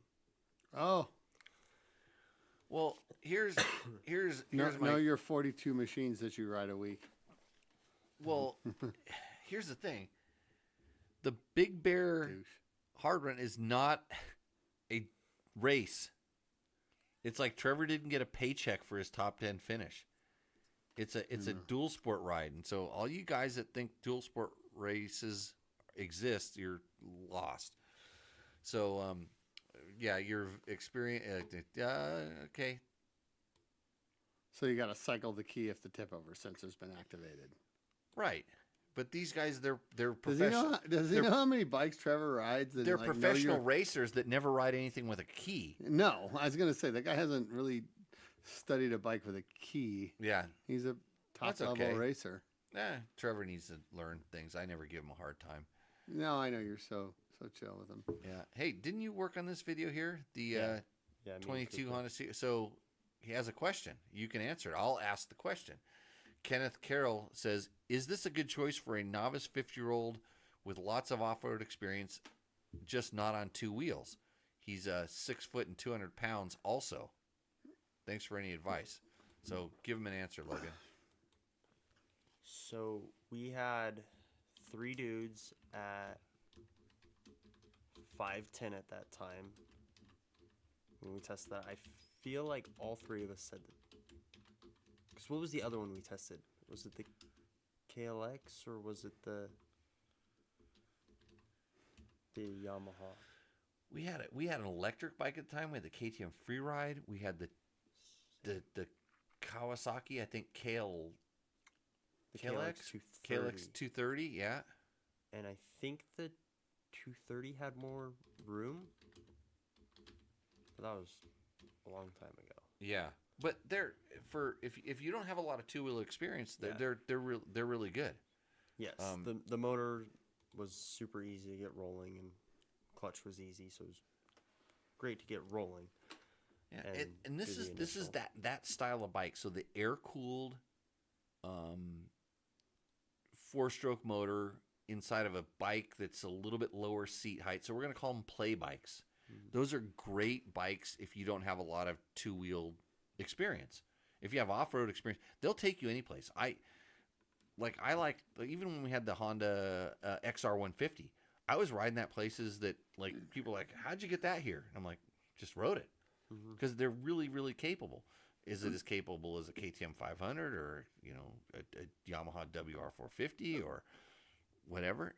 No, but it will go places because they has all the capabilities. Says, what are they talking about? Tech Talk Taco Tuesday. This is episode 266, where it's pure Jimmy complaining, drinking, and answering your questions.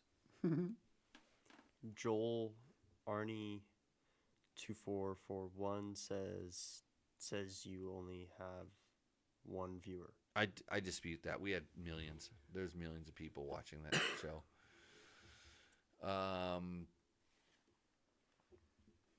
Oh, here we go. What does Christian Wolf want to know about the 250R Rally?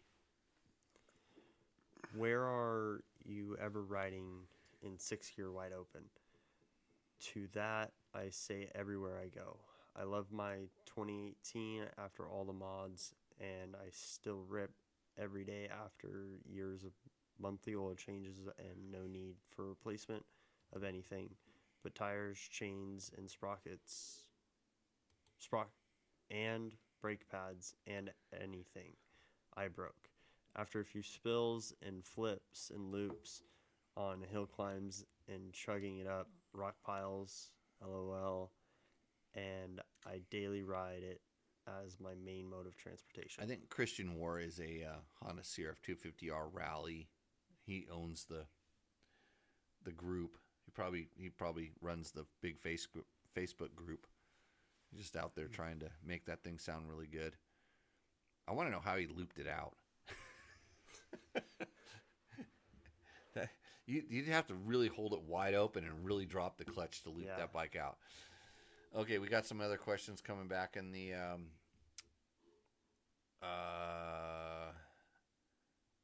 let's see what. Wow. Devil's Rumble 71 says Logan still rides his dirt bike with his girlfriend on weird ways. So was that what you were so you went to California like to do the opposite. To do to get away from a girl? You didn't want to put your.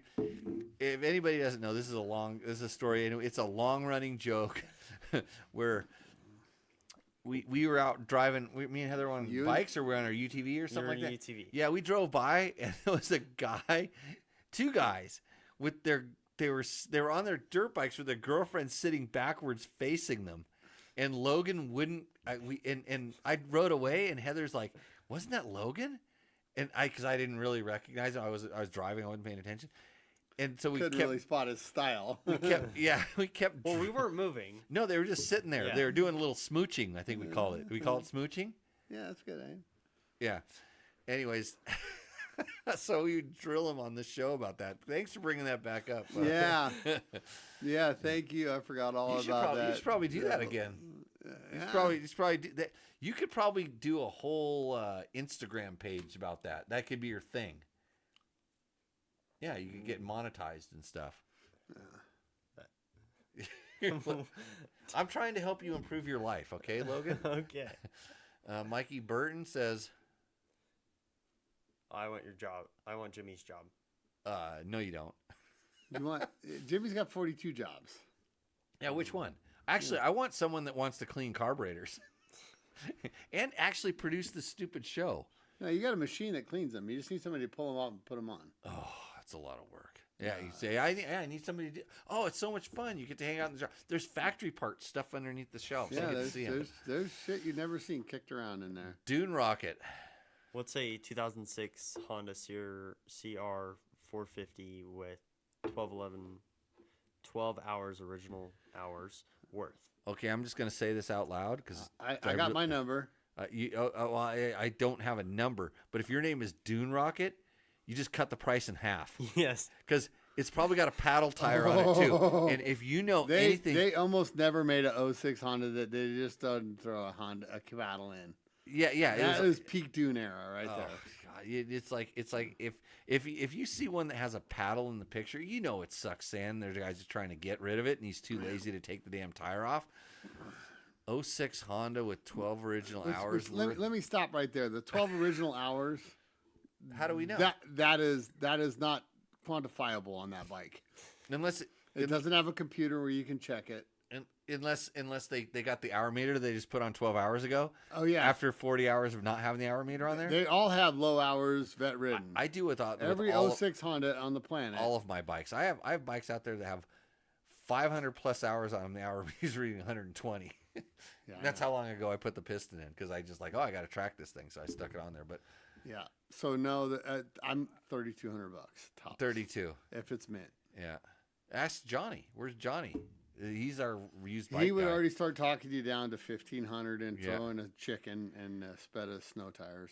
Yeah, Devil's Rumble. Yeah, everybody wants my job.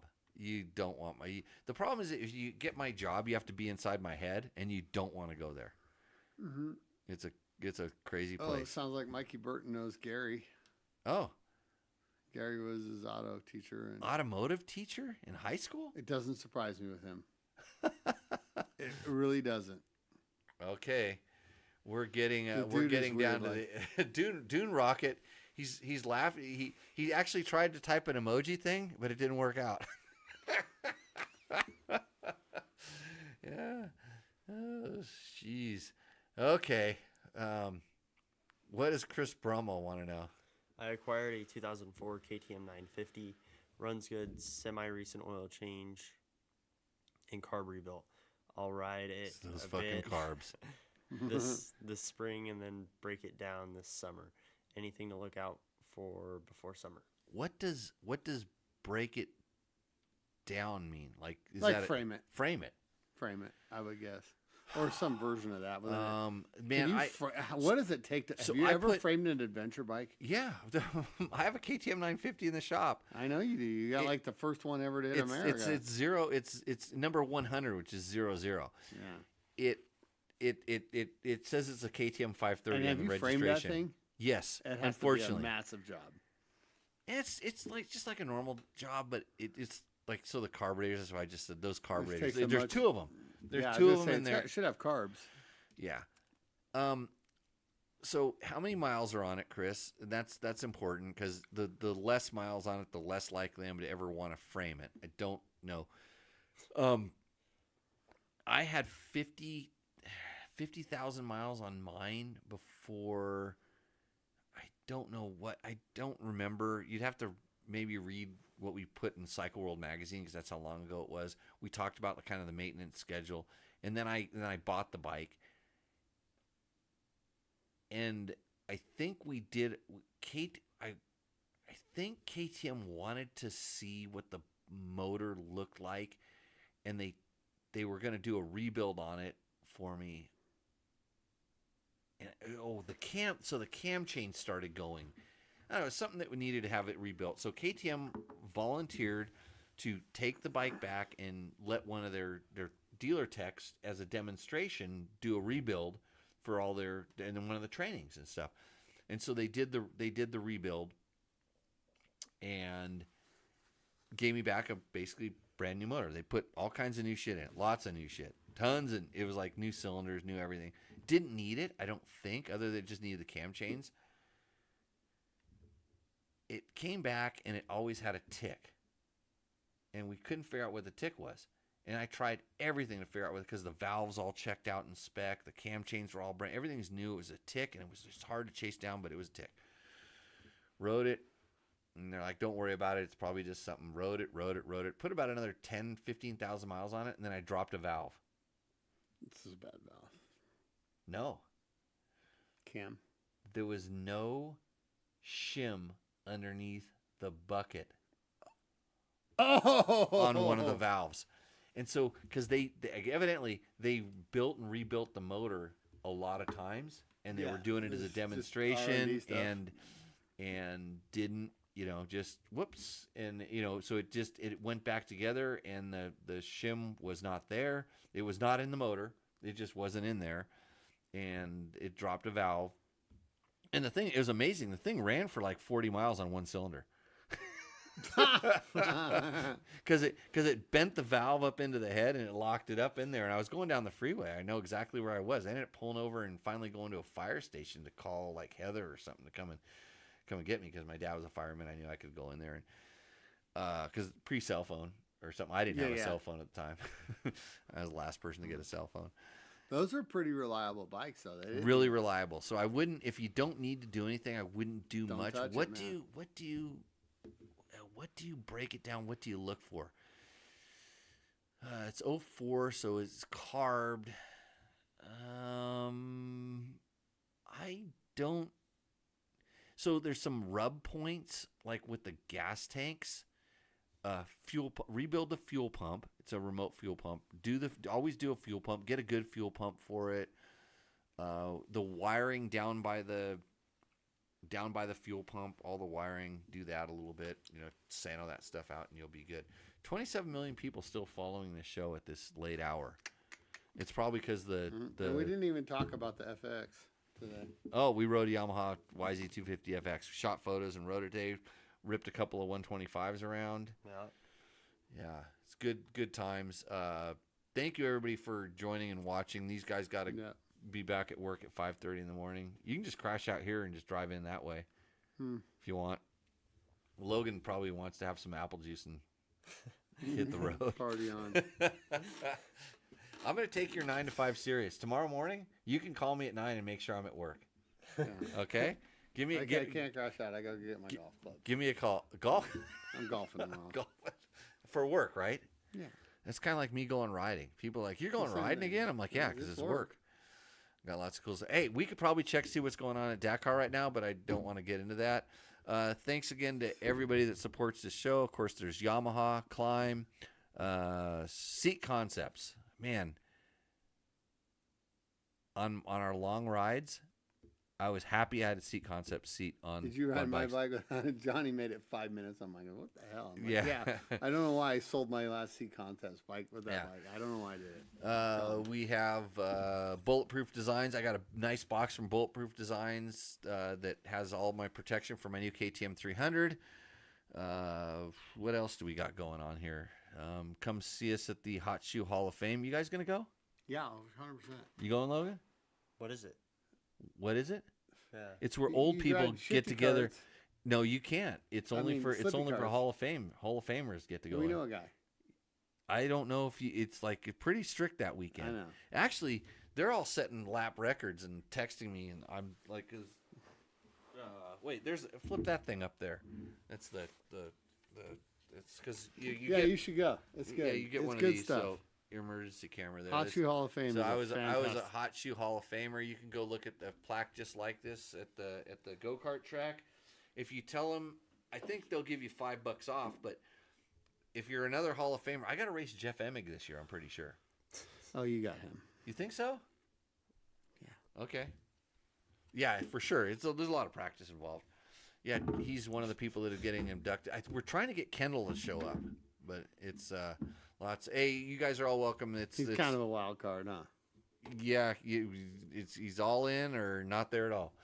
Yeah. So he was going to go to Mexico with me to go pre-run for Nora, to go scouting for Nora, and he just said, nope, I want to do the verification.